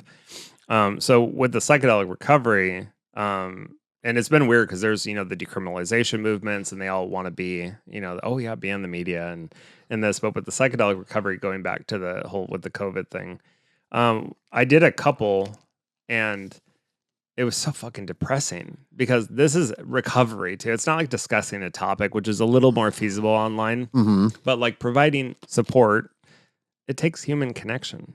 I was hugging all at the beginning and I've hugged all the way through till now, and it's funny actually, cause I'll see clients sometimes. I'm like, you want a hug? And they'll often hug. And then they're like, oh, I haven't had a hug in so long, I'm like, give them a tight squeeze. Let's just do a symbolic hug from 6 feet away. Yeah, I know. Like that's good. That's a substitute for human connection. But I would watch people in the recovery meeting. It almost like being on the screen and looking it through a screen reinforced how isolated and alone they were. And I was like, I just can't participate in this, and I've watched all the other societies and groups have all this online shit. And I stopped, I did like a park thing where we all did this exercise, holding hands and breathing. It was so funny because it was in a little park in Seattle and people kept arriving with their muzzles on, with their children all muzzled and walking by us like, what the fuck is going on there? But then they would like stay close to us. And I think it's because they actually were like, oh my God, some people laughing and singing and like doing all this silly exercise stuff. So, but I think that was the last, and that was probably, 5 months ago or so. Okay. But now I'm just thinking about introducing like a hikadelic. Oh, okay. So actually doing like hikes as the weather maybe is a little bit better, maybe next month. Yeah. And I thought it'd be a great way to meet people too, like the people, because I'll be like, I ain't wearing no mask, I don't wear one anyways, but I'm definitely not wearing one outside, Bro, you'd be So- surprised. Like I climbed Glacier Peak this summer, I know a bunch of masked people. and dude, It's Glacier crazy. Peak, it That's was a tough hike. it too, was right? 30. I think we did well. I hate to admit this because I'm a ranger, but we made a wrong turn. I didn't do my map recon properly. So, but when it was all said and done, including our little extra little route that we added by mistake, it was a 37-mile trip. And so you were way the fuck out in the middle of nowhere, and there's people masked up. And it's like, See, dude, that is mental illness. dude, right yeah, there. if you can carry a backpack 12 miles into the woods, COVID can't kill you. Yeah. Right? I mean, that's a pretty safe assumption. Yeah. But so do you, I mean, like you said, I guess when the weather turns around, you're going to try and reintroduce that. And Well, I thought kinda, that was a good way to not have the outrage. I've debated, doing it at some of these like breathing friendly cafes and stuff that some of these events are at, maskless events. And I thought about that, but I worry because so much of the psychedelic, the people interested it's a lot of liberal people that are outraged people. And I'm worried that they would like report, just a bunch of people reporting the businesses. just causing more problems. Yeah. And I don't know. Although partially I think I just asked the businesses, do you mind? Some people don't care. Like bring it. Hey, if you want to do something on jiu-jitsu mats, okay. let me know, man. Well, exactly. And that's the thing. Straight up, you can people who anytime you don't fucking mind. want, That'd and be cool. if they want to report me, then please do. And that's what I recognize are people who are like, bring it. Right. Yeah. So there's well, and I'm also hopeful that, I mean, if Newsom just lifted the statewide order, Inslee's his little butt boy. He's going to follow him and do whatever the fuck Newsom does. And Oregon will also follow. Yeah. So that I'm just anticipating any day Inslee being like, you know what? We reviewed the science and we've decided we're such an obedient state. Everyone has been so obedient. Yeah. And because of your obedience, we have really, it has helped us defeat COVID. Yeah. And we're to the point now where I'm comfortable opening the state. Oh, yeah. It Like, wouldn't surprise me. that's coming, dude. Yeah. Fuck, man. And then did they bring it back at some point? When did they? I don't know. Because I feel like this momentum of the agenda is going to keep, but maybe it kind of lessens up for a bit to get people to have a little bit of normalcy Until the virus mutates. Yes, mutates. COVID-21. I think there's some stuff whether or not it's true or not, but that there'll be a COVID-21. Yeah, dude. Who knows? I mean, and I've talked about on the show before that it's so easy to find and feed yourself whatever you want these days. Like, It's really weird to witness that. yeah, to the point where it's like, I mean, I got buddies that are like all on the QAnon thing, and like there's cults of people eating children, and it's like, well, you're talking to me about this and you're telling me all about it, but just show me some evidence, man. Like what is really It's even more like a psyop now. I mean, and then of course they just keep moving the goalpost. But I think it was intentionally Q was woven into like ideology, right? Because naturally, if someone has ideology and a faith they follow, they won't question it. Yeah, I think that was intentional. My thought at this point, it's a psyop. And for me, it's like I always tell people, and it's interesting how you get some type of notoriety on like an internet platform like Instagram that people suddenly think you have answers. Like I'll get emails like, hey, so what's going on with this or what's going on with that? It's like, dude, I'm just like you. I'm just a guy navigating all this shit online, and some of it seems completely outrageous. Some of it seems legitimate. Like, I mean, I got in arguments with people about the people that stormed the Capitol because that was a weird thing. It's like, okay, who are these guys? I saw that post. Well, yeah, why? And I was kind of feeling similar about it too. I was like, I don't know who these guys are. Like, did they do that on purpose to create outrage? Are they legitimately like Trump supporters that wanted to let politicians know that the people have the power, like, or something in between? It's like, I don't fucking know. I'm just talking about it. Yeah. And dude, well, we like, know they were let in, and supposedly one of the most secure. Isn't supposed to be one of the most secure buildings probably in the U.S. And you'd think, suddenly, these dangerous. Yeah, but the other side of it is a lot of cops are incompetent. Yeah, and I'm not saying that to like degrade the profession. It's just there's a lot of cops that are out of shape, that aren't proficient at their job, that can't shoot, can't fight. Totally. So it wouldn't surprise me for a second if there was a group of cops manning a door and a gigantic mob started coming towards me. Like, you know what? I'm out of here. Yeah. So, I mean, there's just so many unknowns that I'm not even fucking qualified to speak about what happened. But we can all watch But videos. he had cameras in those horns. Did you hear that? No, dude. Oh, yeah. They tried to say, oh, that guy's got... I mean, I started watching the level... It was really weird to watch the level of misinformation just going up. Yes. To where it would be like... I remember this one that said it was a photo of a sign at a business, and it said, AM vets... You know, and it was this thing about the National Guard coming in and all this crap, right? So I thought, I'm vetting everything now. Go to their Facebook... They said that is not real. It's not. So they're actually using like this photo of a sign to look like, or there was one of a picture of someone's webpage of the UW saying they were removing the American flags from the campus. And it looked like, it was a photo of the website. So right, it's different, not a meme, right? So it looks different. And it too, you go on the UW thing, they're like, that is not true. So you really saw this crazy level, which I think is to make us go, huh? Because you just you you're like, never well, know. I can't believe anything. Which for a lot of people, I think when they can't believe anything, they kind of maybe become more submissive. Yeah, and they're See, more. I'm the opposite. When I can't believe anything, yeah. If there's not proof behind it, then shut the fuck up. Yeah. Right. And it gets to the point where I just want to go build a cabin in the woods and get the fuck out, dude. Yeah.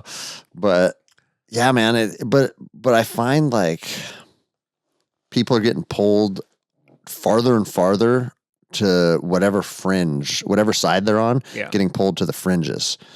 And it's like I see people on the right even who are,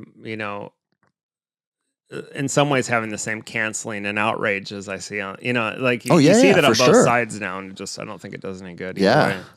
And I mean, I was at a get together just a couple weeks ago, and so I did a show. Fuck, I forget what it's called. I got John B. Wells. Mm-hmm. Do you know that name? He does like a late night talk show. Oh, okay, no, I'm sure. And dude, I'm open to talk shows. Like, I got an email. I was like, hey, you want to come on the show tonight? Without doing my research, I'm just like, fuck it, yeah, I'll go on your show. Because, dude, if it gets ridiculous, then I can always hang up the phone, right? Yeah. But and I had a fine interview with him, and he asked me some things about like, do you think China is responsible? And anytime he asked me anything that I felt was kind of on the fringes, I was just like, dude, I have no idea. Kind of leading into that. Yeah, it's like, I have no idea. I'm not qualified to talk about if China's fucking involved with this or that. But the next day, I'm working on a rental property, and this dude comes up in a car that looked like something out of an episode of Hoarders. And he looks, and he's like old and dirty, like a ZZ Top beard. You couldn't get another piece of garbage in the car. And I'm just like, who's this guy? And he opens the door and he goes, Greg Anderson, you're hard to find. And I'm like, oh no, dude. So normally I'd be like, bro, just turn around and get the fuck out of here, right? But he's at my property. And so I don't want to fucking piss somebody off that has any like real information about me, you know? And so I said, yeah, how can I help you? And he goes, I heard you on John B. Wells last night. And I was like, no. And he goes, I have documents and proof. And he pulls out a thumb drive, right? On this thumb drive that shows Bill Gates is affiliated to the Nazi Party. And he went on and on and on for like 10 minutes about all of these things, right? And then I went to a party later that night with a group of my friends, and I was telling the story just like I'm telling it to you now, like kind of laughing about it. And some of my buddies like, well, everything he said is accurate. And I'm like, no, some homeless looking dude with a thumb drive does not have all the answers. Oh, he also told me that on that thumb drive, he has all the documents that prove that 9/11 was an inside job. And it's like, dude, no, you don't. Like, I don't know what's on that thumb drive, but that, and I asked him, I go, well, why are you coming to me to help you with all this stuff? Like, why am I the guy? And he goes, because you have a platform and you can help, and you can help disseminate all this. And I'm like, no, not gonna, hey, not gonna happen, sir. Like, it's just bizarre, right? Yeah. And there's usually, I always say everything is everything. There's always like some, everything is both. There's usually some truth. Of course. Some falsehood and everything. I think when we approach it like that, more with like a 4-value. They call it like a 4-value logic. It's like good, bad, both good and bad, and neither good nor bad. Like when you look at something with that 4 values, usually, you can find that represented in most things. It's kind of a different way to look at it. It's a hard place to arrive at, though, because just like I said, like, inevitably, whatever you want to consume, you can find now. Oh yeah, and you can get it reinforced. Yeah, I was just gonna say you can validate your feelings, and you can validate your positions, and where do we go from there is a question, right? It's like a post-truth society. Yeah, But I had a friend visit me a couple weeks ago. I think I told the story on the show already, but hardcore liberal, right? Mm-hmm. He's a very left-leaning person on all issues. And interaction with him on Facebook can just seem kind of frustrating, right? Mm-hmm. Because you're reading his words, you're not hearing them, so you're not getting them delivered how he means for them to get delivered. Intention. You're getting them delivered to you how you want to interpret them. And I remember, like, there's times I'm feeling frustrated and kind of like, dude, what the fuck is this? And then when we sat down and talked, and the reason I haven't talked to him in a long time is because he's staying home, because he has staying safe, right? But again, you do you, right? And the dude's awesome. And we talked for like an hour, and I was like, fuck, man, that was good for me, because it proves, it kind of reinforced to me, like, dude, there's good people on both sides. Humanizing. Yeah. Because I feel like all the distance exactly humanizes people. And it's like, it's easy to get angry with each other. It's easy to be like, oh, he thinks we should get the vaccine, and I think that we shouldn't, or all these little issues, right? But when you're standing face to face with someone that you have respect for, and he's a black belt, he's been a training partner of mine for fucking 12 or 13 years now, right? So we go way back, and we've been grinding jiu-jitsu together for, like I said, over a decade. And for me to have face-to-face communication with him, mm-hmm. It was like, oh, yes, dude. There is middle ground. We can get along again. And it just kind of gave me hope, because there's so much division right now. And it's like, dude, if my fucking right-wing ass can sit down with this guy and have a fun, nice conversation, like, everybody should be able to do that to some extent, Well, and think of how much that reinforced this whole stay-home thing and the isolation. Actually, how much the isolation reinforced all the division. For sure. Because then because you really, too, when you're actually with someone, there's more going on than just the communication, right? There's an energetic thing, I think. Of course. There's reading the body language. There's like kind of like you resonate together. And then you're like, again, the humanizing aspect of it. And dude, how many times have you got a text message from someone? Yeah. And you read it and you think, and you put an undertone of like aggression to it. Yeah. That's why I do all the audio messages. That's why That's why I do it, because you just get and it's more efficient. That's an interesting perspective, because I've almost gotten in fights with people before. Be like, dude, what the fuck are you trying to say, or whatever? And it's like, dude, I'm not trying to say anything. I'm saying that I'm come a little late and I'm stopping by the store or whatever. Like, it's easy to lose context without, like you said, without that face to face, without that energy. And I mean, whatever, if it's a text message here or there and that happens, no big deal, right? Yeah. Because I guess what, I'm going to see you tomorrow night at practice. But when you extend that out for months and months on end, where that's people's primary means of communication, mm-hmm. like, of course there's going to be fallout that's fucking detrimental. Yeah. I had a teacher on last week, and this episode will drop tomorrow, and she told me that their Zoom meetings, I mean, we're coming up on February, and she has students that she's never seen. Think about that. Never dude. even met? Never met, never seen. Like, she's like, I know their names on the roster, and some of them log into the meetings and keep the screen blacked out, and some of them just don't log in at all. But it's like, this isn't communication. No. How can you be an educator? How do you even learn if you're not? Like, usually it takes that resonance, right? To like the teachers you remember, the teachers that you kind of like got you, or of some course. connection gone. And she actually had both my daughters. That's how I even got connected to her. Mm-hmm. And that was a big thing for her. Is like, she engages kids in ways that a lot of teachers don't. Yeah. And so teacher. Yeah, it's awesome. A lot of those tools have been stripped, Yeah. So, fuck, dude. See, you asked if we're just going to keep it on psychedelics. I said, dude, the podcast goes wherever the podcast wants. Anywhere, The podcast goes where it wants to go, you know? But I do want to go back to that because I think this is like the overarching theme, and I'm very interested in it as well. But when you talked about like some of these treatment facilities or the churches or they found legal loopholes to be able to offer it, like, what are people's options? Like if people are listening right now and they're like, you know what, I battle with alcoholism or I battle with PTS, and that's post-traumatic stress, if people keep hearing me say that. Yeah, I like hearing you say it like that now instead of disorder. We've done the veterans community has kind of agreed to drop the disorder. Good. I think that makes sense. Because it's like, well, if you say disorder. You're acknowledging you're fucked up. Yeah. And instead of acknowledging you're fucked up, let's just say there's something that we need to deal with. Yeah. You know what I mean? I think those are two very different things. Yeah. But if someone's listening and they have interests, like, what routes would they go down?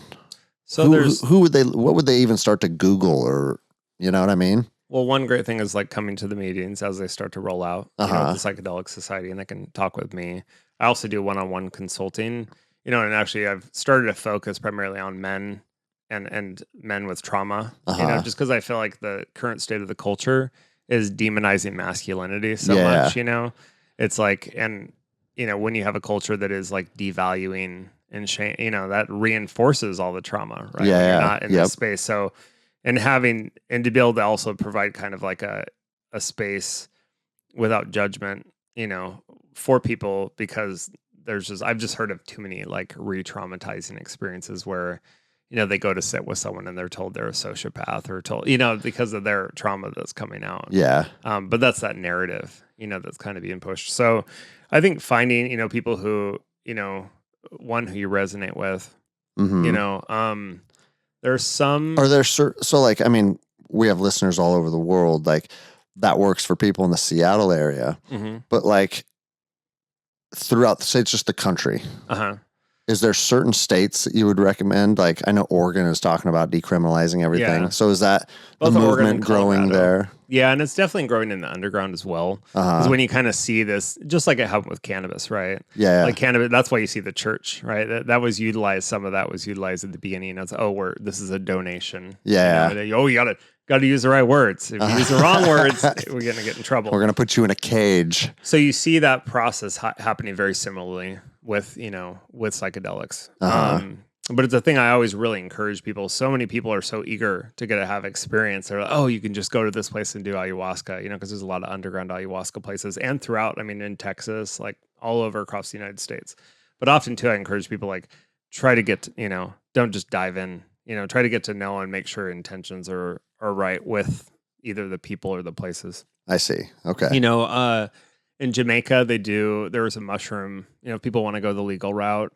You know, there's a mushroom treatment place in Jamaica. There's quite a few like ayahuasca places in Costa Rica. Okay. And like with Ibogaine, Mexico and Canada. Yeah, that's where my buddies went to Mexico. Yeah. Do you know which place they went to? I don't. Oh, okay. Okay. Yeah, I had a couple of friends recently go there too. I can get that though if you're interested. Yeah, I'd be curious to know what their experience is like.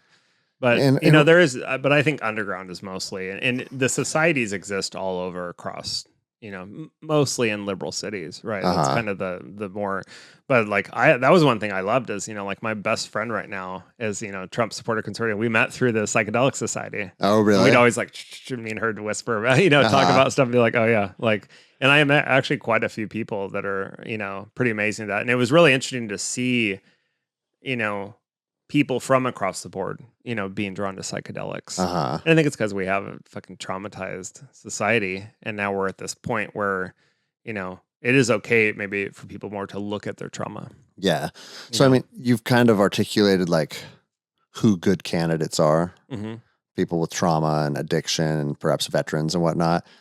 Would you say there's anyone that who aren't a good candidate? Like maybe stay away from them or yeah, it's a lot harder with like psychosis, you know, people who are, you know, have schizophrenia or have some active psychosis. I've definitely known of, you know, like Ibogaine helping in those cases, but again, it'd be definitely in a center monitored. Got it. people who are, it depends on the substance too. Some people, if they're more anxious, right, like they shouldn't, microdosing LSD is probably not a good idea because they already have anxiety, so that's kind of, particular per person. Do you have any opinion on LSD being any more or less beneficial because it's man-made versus being like plant medicine?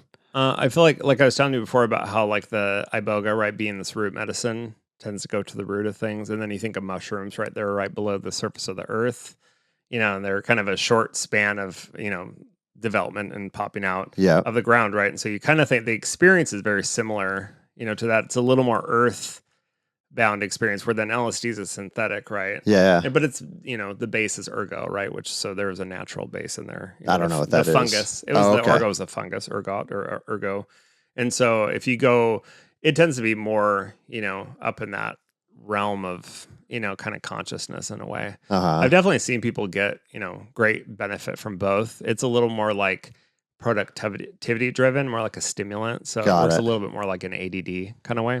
You always hear like the horror stories of I took LSD and then 2 years later I cracked my back and had a flashback or whatever. Is there validity to that, or are those just urban fucking legends? That's urban legends. It was just kind of the, demonization campaign to try to like the dangerous, dangerous Is flashbacks a thing at all in any type of psychedelic? I think they could be in the way where if you had a really traumatizing experience, and of course during the psychedelic experience you're having, you have more neurogenesis happening, more ability.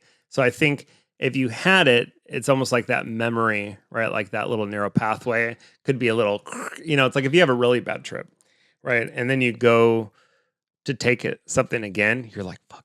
Like, I hope I don't get on that track and, go that direction. And sometimes, often people don't. Sometimes they do. And so I think there's that way of kind of a flashback. Got it. Kind of like the memory of it, but not like, suddenly everything's flashing and you're like, I'm tripping balls again. Yeah. I think it's more about like a trauma flashback, I would think. All right, let me ask you this. I got a weird question for you. So, weird questions. It's one of my best friends, and I'm going to leave him nameless. Maybe he'll talk about it when he's on the podcast. But he said him and a friend were using LSD, and they were tripping pretty hard. And he said he was sitting there, and he watched a few like short little devils walk into the room, and they were in line, right? And he said it kind of freaked him out, and it was weird looking, but not the end of the world, right?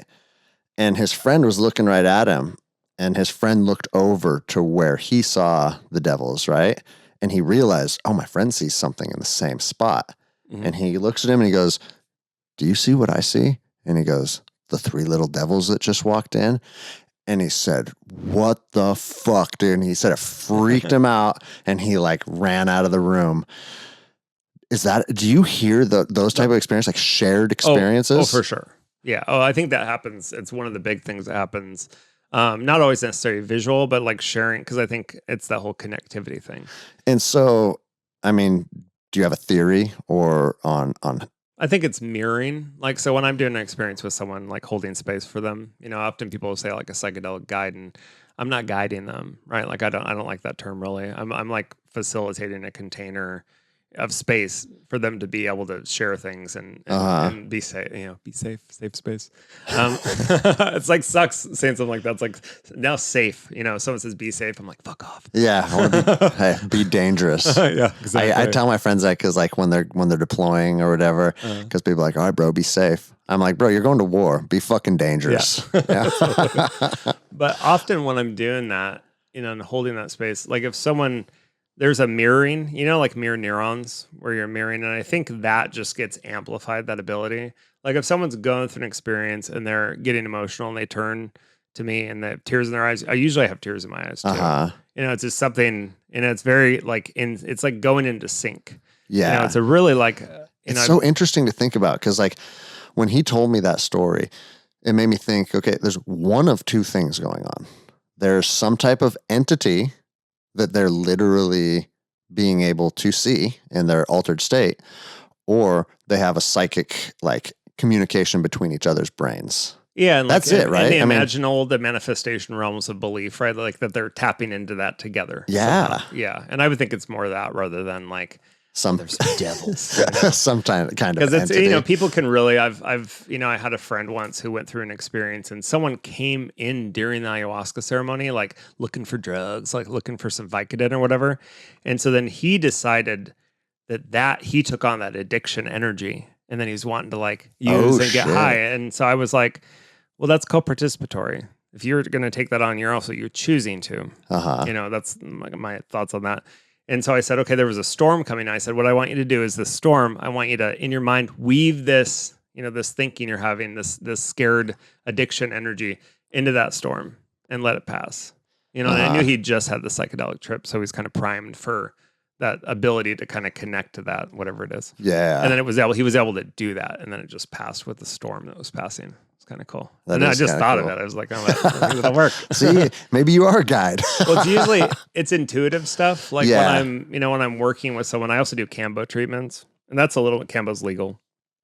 It's Kambo's one actually. If someone has a little more like schizophrenia or something, it's pretty safe in that regard, in my opinion, because it's really grounding. So the first time I heard of Kambo was at Dustin's wedding because you'd mentioned something about it before. So what even is it again? It's an ordeal medicine. We call it ordeal because you're going through quite the ordeal. It's a venom from the Phylum Medusa bicolor. It's a giant tree frog from Brazil. They call it the vaccine in the jungle. It's super phenomenal for health, for one. There's over 7 dozen bioactive peptides in the venom. And so it's a venom therapy. So you take small burns on your arm, or sometimes you'll choose a different place. And then the venom is applied to the burns, and you go through like a purgative. It's a physical, it's physical, sometimes emotional. People will have a kind of emotional, like crying out. So how do you burn the skin? I just take it's like one of those thicker Tibetan kind of incenses without a stick, and just really superficial because you want to get to the capillaries just right below that first layer of skin. Okay, so you scrape that off, and then you apply the venom to each of those dots. And that fascinating? I think like that's how they found this way to use this venom from this frog in the fucking Amazon, And I think it was you that we spoke about this at Dustin's wedding, and that's what kind of intrigued me and wanted to have you on, because I'm like, out of all the fucking frogs and all the leaves and all the fungus and all the just, how have people been able to figure out what works and what doesn't? And that alone is absolutely fascinating. I mean, is there 10,000 people that tried it with a bunch of different frogs? I think they're actually connected to their environment. Yeah, and that's what you said. And listening. And you said like you're allowing the environment to speak to you. Because if you say that these days, people think you're fucking wacko, right? Yeah. Totally. But there's also some hallucinogens that don't you have to have the proper mixture of like a little bit of this and a little bit ayahuasca. of that? Ayahuasca is the Banisteriopsis caapi vine, which isn't psychedelic on its own. It contains beta-carbolines, harmaline, harmine, these different compounds. And then it's combined with P. viridis leaves. And when those two are put together, those leaves contain DMT. It makes the DMT orally active in the body. So if you ate those P. viridis leaves without the ayahuasca vine, they wouldn't be active. So how do they know that? Yeah, how did that ever come together? It's just listening. I think it's when we were just more connected to our environments. Because now we take in so much external information, right? Stop other people's information, boom, boom, boom, from everywhere. That internal process, I feel like it kind of, because I think you have to have that really clean internal process to be like hearing. Fully hearing your environment. Yeah. And I do think psychedelics help, they help you experience that, and then they help you, remember that almost. Okay. Your brain remember that potential that you can connect to that. So to go back to Kambo, you said that is a specific treatment for what again? Typically? Kambo, so the way that it works is, so, you go through a purging, your eyes even excrete. My take on that is that basically it sets lymphatic drainage going. You puke up bile. Before the experience, you drink a bunch of water to be kind of the container for the bile when it comes up, so you're not like dry heaving. Yeah. But you go through this experience. It's about, 20 minutes, 25 minutes for that tough part. You swell up like a frog. You puke like a frog. It's pretty interesting. You can really see the energy of the frog. And it's... all the shit that we store down in our guts, the shame, the grief, the guilt, all these things we stuff down. I think they tend to stick, in our bodies there. And so it actually physically kind of like wringing you out moves it. And that's why people sometimes will cry or have a big emotional, because it's moving all that shit and getting it out and moving it. They call it like... So you're both, it's like physically and metaphorically purging a bunch of shit from you. And you're going through this ordeal, and probably someone who's been through really intense ordeals, when we go through that experience and make it through, you're like, shit, you're like faith in your, I can do this. There's sometimes I'll combine what's called Sananga, and Sananga's it's not Iboga. It's related to Iboga. It's an eye drops. They're not pleasant, but it's kind of cool. I could just do it anytime. It's like putting it feels like burning fucking acid in your eyes. And it only lasts like a few minutes. There's people that are going to listen to this and be like, sign me up. That dude's fucking out of his mind, dude. And then someone will say, sign me up for it. But the funny thing is, even going through that experience, I think in our lives, we can have so much comforts, right? And so much that's just easy and reinforced. So actually, when we go through an ordeal and make it to the other side, we're like, whoa, it boosts something in you, in the spirit, I think, to like realize you can do things. With Kambo, I always say, sometimes being vulnerable is your ultimate strength. For sure. So going through that experience and then getting, it's really grounding, centering, helps depression. I mean, you really see people, it's a different route. That's why I said it's like available for more people. It's legal. And is it something people need, like for any of these treatments, Iboga, Ayahuasca, Kambo, like, is it a one and done thing, or is it an annual thing, or is it just different people, different strokes for different folks? Different strokes for different folks. Yeah. Sometimes, maybe if someone maintains really good health and they have a pretty good, low toxin load and they do process stuff easily, and maybe just one will be really helpful for them. Usually people will work with it. Like, they'll do maybe a cycle of doing them, once a week or once every couple weeks. Usually they have to get to the other side of their first one, like get some rest and, the next day and be like, whoa. And then they'll see the value in going through the experience. So I recently heard about someone going to Mexico and doing the Iboga, and it was like a few days of Iboga, and then they finished it up with smoking DMT. Was it DMT or 5-MeO DMT? I don't know. It's often used for addiction, the 5-MeO, the frog venom. That's a different frog. Oh, okay. Well, this was for PTS. It was a veteran stuff. Yeah, and it works great for the PTS too. And so that's kind of a normal thing. But it could be DMT as well. Yeah, I find that, so 5 is like what happens on a 5-MeO DMT experience is very, it's like reaching like 0 point. You don't exist. That's how he described it. Okay, it's so that's 5. Okay. Because where like DMT is like, they say where DMT is the power. I fucked this up. DMT is the power. 5 is the force. Well, anyways, it's like, so DMT is like entering into like the imaginal realms. It's like very visionary, very deities and things. I think it's like, most things that exist manifest themselves or bleed themselves into existence. And I think DMT is kind of reinforced through that idea, like like we did a study back in the day, and you'd see people who, it's like, oh, they saw like Hindu gods and you saw these things. And I'd be like, well, was that there, or was it because that's in your environment? Yeah. Where 5 is like, it's like nothing. Okay. But people have more of a challenging time with a 5-MeO experience. What do you mean by that? It's just because it's so fast, it's like ego annihilation in like 5 seconds. A lot of people, because most people will fight, their ego will fight to kind of die. So how long is it? It's only like a 10-minute thing or something, right? 15 minutes, yeah. And you feel like there is a bit of letting go. Like if you're a good person, letting go and not being afraid of death, in general, psychedelics will, serve you. Usually it's working to that point for people to get to that let go point. And because if you resist or try to push back, that's usually when people struggle. Yeah. So when you say you're just out, does that like you're literally unconscious? Oh, no. You're just like, it's like you're everything and nothing all at the same time.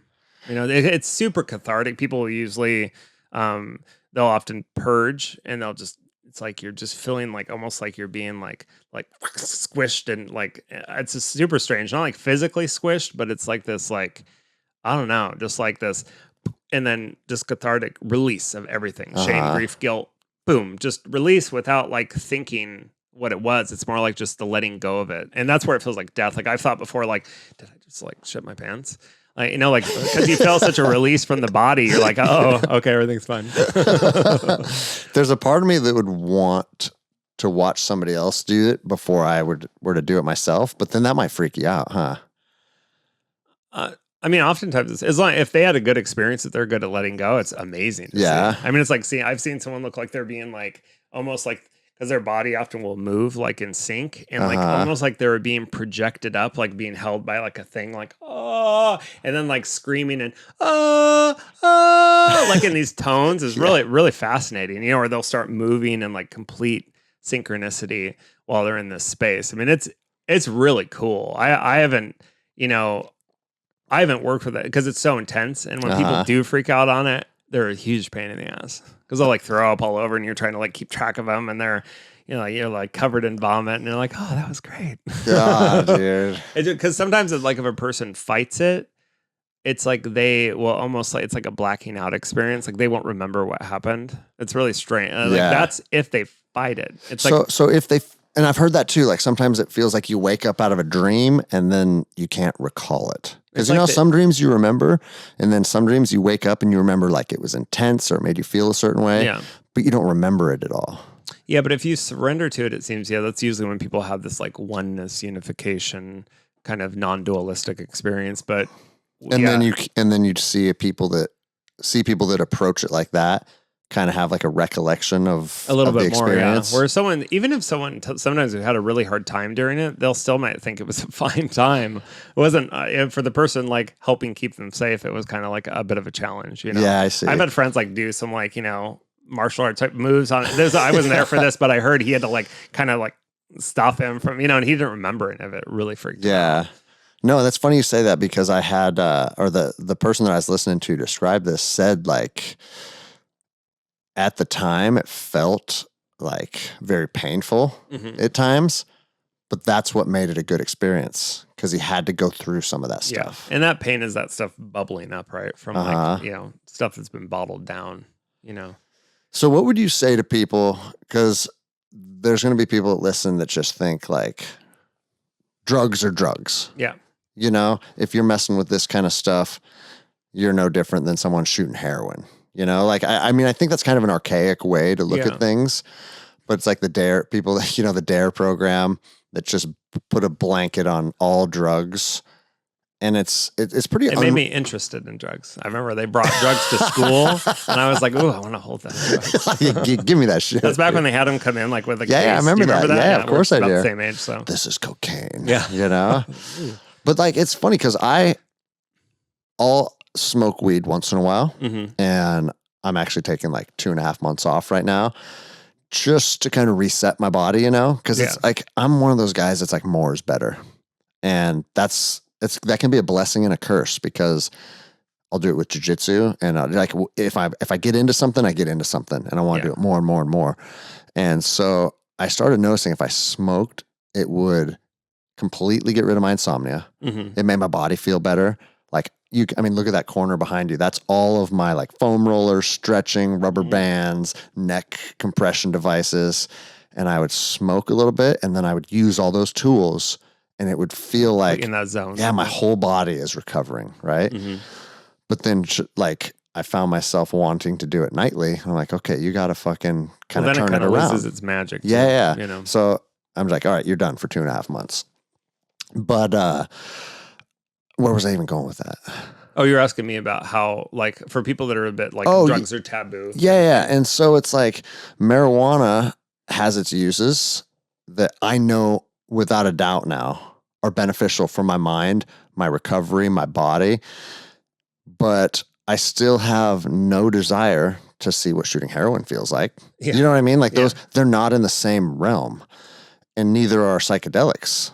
But I feel like a lot of people that haven't ventured outside of like, they kind of put it, well, we can drink alcohol because the government says it's legal, and that's it. And then there's everything else, you know? Maybe this time we live in where people are starting to see the government a little more for what they are. Yeah, exactly. Yeah. And starting to see like, and also cannabis, right? Because something that was so bad and dangerous for so long now because it is legal in places, and then people get to come do it and they're like, what's wrong with this? You know, and they enjoy it. So I think cannabis kind of its legalization in that movement kind of also kind of pioneered the shift, because I saw that with people coming into the society. Yeah. Where that kind of having that, even if some of them didn't use it. Hey, wait, are you saying cannabis is a gateway drug? Gateway drug to health. Yeah. Yeah. Totally. So I think that stripping away of the taboos, but also mostly connection, people, talking to people, seeing people maybe that are, that have actually seen a difference. Because often you can see a difference in people when they work with psychedelics. Yeah. Cannabis is a little, like pain, there's difference in some ways. I'm a much more of I encourage intentional use of it.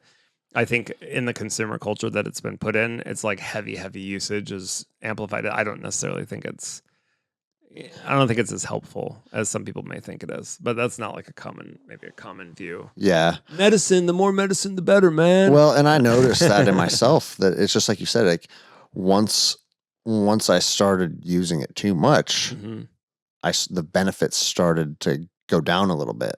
Which if someone has chronic pain, right, then, really bad, and then it's kind of like the wane of the benefits of it, because it is saturated, lipophilic, right, so it kind of stores in your body more, so you do get a buildup of it, and depending on the person, some people function incredibly well, really stoned all the time. Oh, yeah. I'm not one of those people, so probably where I have that bias too to, look at it like that. I got buddies that can eat 600 milligrams of edibles. Nothing. And go about their day. Yeah. And I'm like, what the fuck are you talking about? I'd be like, crying in the corner. Yeah, I would be melting into a puddle. That kind of dose freaks me out. I've actually had more bad experiences with cannabis, over psychedelics. Okay, so a too large of a dose of cannabis has been where I'm like, I have to think to breathe. So I'm going to tell a bad cannabis story on the show. I went to the pot shop up the street, and edibles, I like edibles too, right? Just eat a chocolate, a 10 milligram or maybe 2, so that's 20 milligrams. And the same thing, I'll do yoga, or I'll go sit in my sauna and meditate, and it just helps my body relax, right? Kind of get into that zone. Yeah, exactly. Space, yeah. And so, but being health focused, a lot of the edibles are just pieces of candy with a bunch of sugar in it, right? So I went in the store, I said, I don't want the candy. I literally just want the oil. And he goes, oh, you want this? Oh, no. And he gives me the syringe of oil. And it's a little syringe. It's like an insulin syringe. Yeah. It's 10 milliliters. RSO. It's the pure extract. Okay. RSO. Yeah. And I go, okay, how many milligrams are in this syringe? Rice grain. That's what he said. I know. Yeah. And he goes, such a high dose there's 1,000 in here. And I said, well, wait. The normal edibles that I eat have 10. Yeah. You're telling me there's 1,000 in this little thing? He goes, bro, 1,000. And efficient. He fucking called over another guy. He goes, this guy's actually making me second guess myself. He goes, this is the 1,000, right? And he goes, yeah, 1,000. 1,000 milligrams. He goes, like I said, a dab of rice on your thumbnail. That's it. And that's all you want to take. And so I was like, all right, little dab of rice on my thumbnail. And I pushed too hard and squirted out the size of like a pea, right? No. And I'm like, well, whatever. It's the size of a pea. It can't. Oh, God. And I just licked That's when the size of a pea will matter. Bro. I was downstairs doing stretching with my daughters. And I look at my wife and I go, I got to get the fuck out of here. I got to go upstairs. I can't be around anyone. And I lay in bed and I went paralyzed. My body shut down and stopped working. Flip out, yeah. And Jenny comes up and she's like, hey, you're going to be okay. You're fine. And I'm like, well, I'm certainly not fine. I'm paralyzed. I'm trapped in this meat prison. And I was like, I'm going to try and move my big toe, my left foot right now. I'm going to everything I have just to move it. It didn't move. And I was like, no. And then I started saying dude, you're the protector of this household. Your wife and your daughters. A cycle on that, yeah. You're they depend on you to be their protector. And now you're going to die of the first death of cannabis overdose. No, I didn't think that I was going to die. Okay. I thought they were going to die. I was like, if any danger comes their way and I'm paralyzed, I would literally have to sit here and watch somebody do whatever they want to my family. And then I just freaked out from there. Spiral. Dude. And I was like, never again, you know? How long did you go no cannabis? Fuck, I don't even remember. That's usually man. what'll clear up, if you but have it was that a long, kind of bad trip. No, it was a long time. So yeah, I ate that pea-sized drop of oil, and I never wanted to use cannabis again, you know. And I slowly started working my way back into it, and it's really weird how your body reaches a point. I feel like it's very prevalent with alcohol. Mm-hmm. You get real hungover, and you look at a drink, and it's just like everything in you is saying, "Stay the fuck away from me." Yeah, I've only got that twice with marijuana. It was once after that, and then, dude, New Year's Eve this year, I had a friend over, and I knew that I was going to go 75 days without it. So we smoked and we smoked and we smoked. Just kept going. Dude, and I was hungover the next day from weed. Oh, yeah. And that's a first for me. Like my body. Or you just felt like... Dude, I felt sick. I felt weak. I felt like I was in a fog. My brain wasn't firing right. How long had you gone without it before that? Had it been a while? No. Oh, okay. No. Interesting. But dude, it absolutely wrecked me. And if there was maybe other stuff, you know what I mean? Like if there was some pesticides or, you know what I mean? Something to, if you've never had a kind of a stone, I've had like a weed hangover where I just still felt kind of stoned and out of it. No, dude, I felt sick, but it was a terp stick. Do you know what those are? Okay. So you probably got too many terpenes. That's probably what it was. Because terpenes help like how THC interacts in the brain. So then sometimes they add synthetic ones where there's a really high concentration of terps. And terps can be toxic, right? Dude, so you probably had too many terpenes. Got it. It was the highest concentration I could find. Okay. I specifically said that when I was looking for them. And I guess like those ones are flour dipped in oil infused with wax. Oh, God. Like a little bit of everything, right? Brutal. So... yeah. I'm like a one hit. Wow, like I have a couple hits. Some like maybe once or twice a week. Maybe once a week lately. I'll go through periods, but like because I find I get more out of it. You know, if I like do it, I'm thinking about things differently, and I'm like kind of processing some thoughts and kind of finding more. But then I'll use it. You know, the next day or maybe third day it'll happen where I'm like, I just doesn't have that like, kind of that magic. Yeah, I just feel more saturated by it. No, it's weird how once you. I mean, because, dude, I was in the Ranger Regiment, and after that, I did a bunch of government work, and it was like, I never wanted to use any type of drugs because it wasn't allowed. If you got caught doing it, you get kicked out. But it wasn't like, God, I can't wait till I'm not a Ranger because then I can go smoke weed. I never had that. I was like, it's not an option. Fuck it. I don't need it in my life, so I don't care, you know? And so it wasn't until way later in life that I started to kind of experiment with this kind of stuff. And it's interesting how you find, like, I grew up listening to all this stoner music, like Nirvana and Alice in Chains and stuff. And it's funny because I was listening to Alice in Chains today. You know the song Junkhead? Yeah, I think so, yeah. So it's talking about being a drug addict, but it's kind of glorifying it, right? And Lane Staley he was on the hardest of the hard shit and ended up killing him.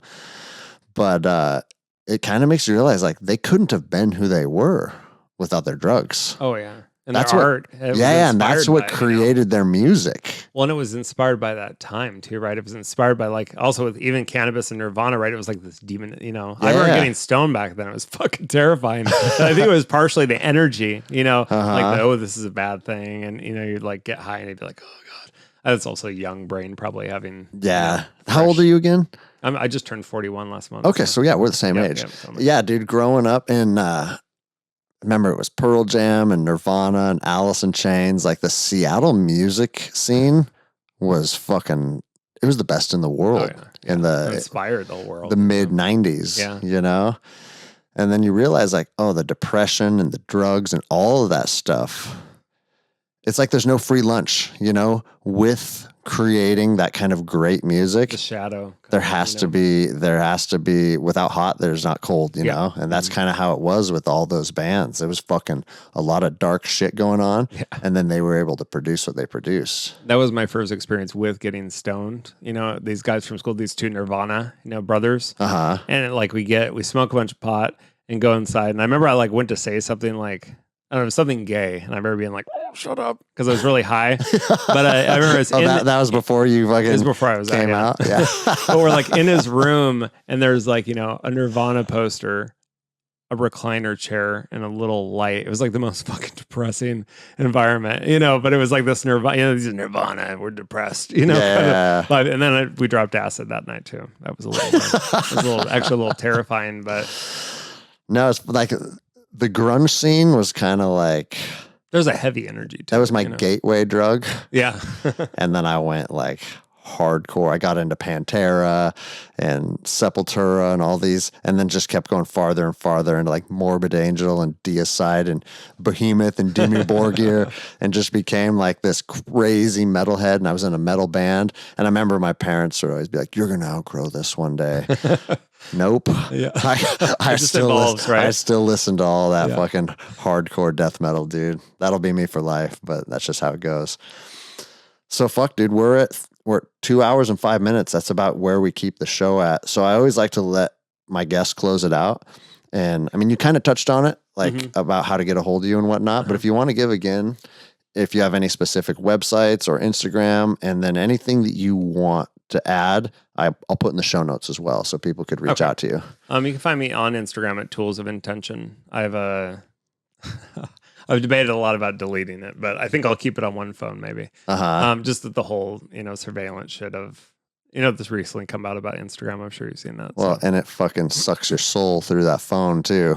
Well, and it seems like it's actually, because either the fact you can't do Instagram on the web, I think that's by design. I think it's for like the social credit system. Oh, so that you can, because it's a great way to monitor behavior, and it's portable, right? So it's with people taking photos. So there's kind of this side. So I thought, okay, I'll just keep it at home and use it just for business stuff. Yeah. But then I got also the toolsofintention.com is my website. Okay. And then also the Seattle Psychedelics Society.org. Got it. Well. Yeah. Which is going to pick up again once the weather gets good. Yeah, I'm going to be probably next month. I think it'll be good enough. Okay. Because I don't mind some cool hikes, so I might even do one soon. So when you say a hikadelic, which is kind of a cool term, is talking mushrooms probably, or who knows, right? I'm talking education and discussing psychedelic, and then people can have the free will to do what they want to do whatever they want. Yeah. Got it. It's definitely, hiking and microdosing is definitely a lot of fun. But that's what I've always said. It's an educational group. Got it, man. I didn't mean to articulate that improperly. Sorry, guys. No, all right. Well, cool, man. Thanks for coming on. Thanks for having me on. We're going to do it again at some point. I look forward to it. All right. Definitely, man. All right. Thanks for listening, guys.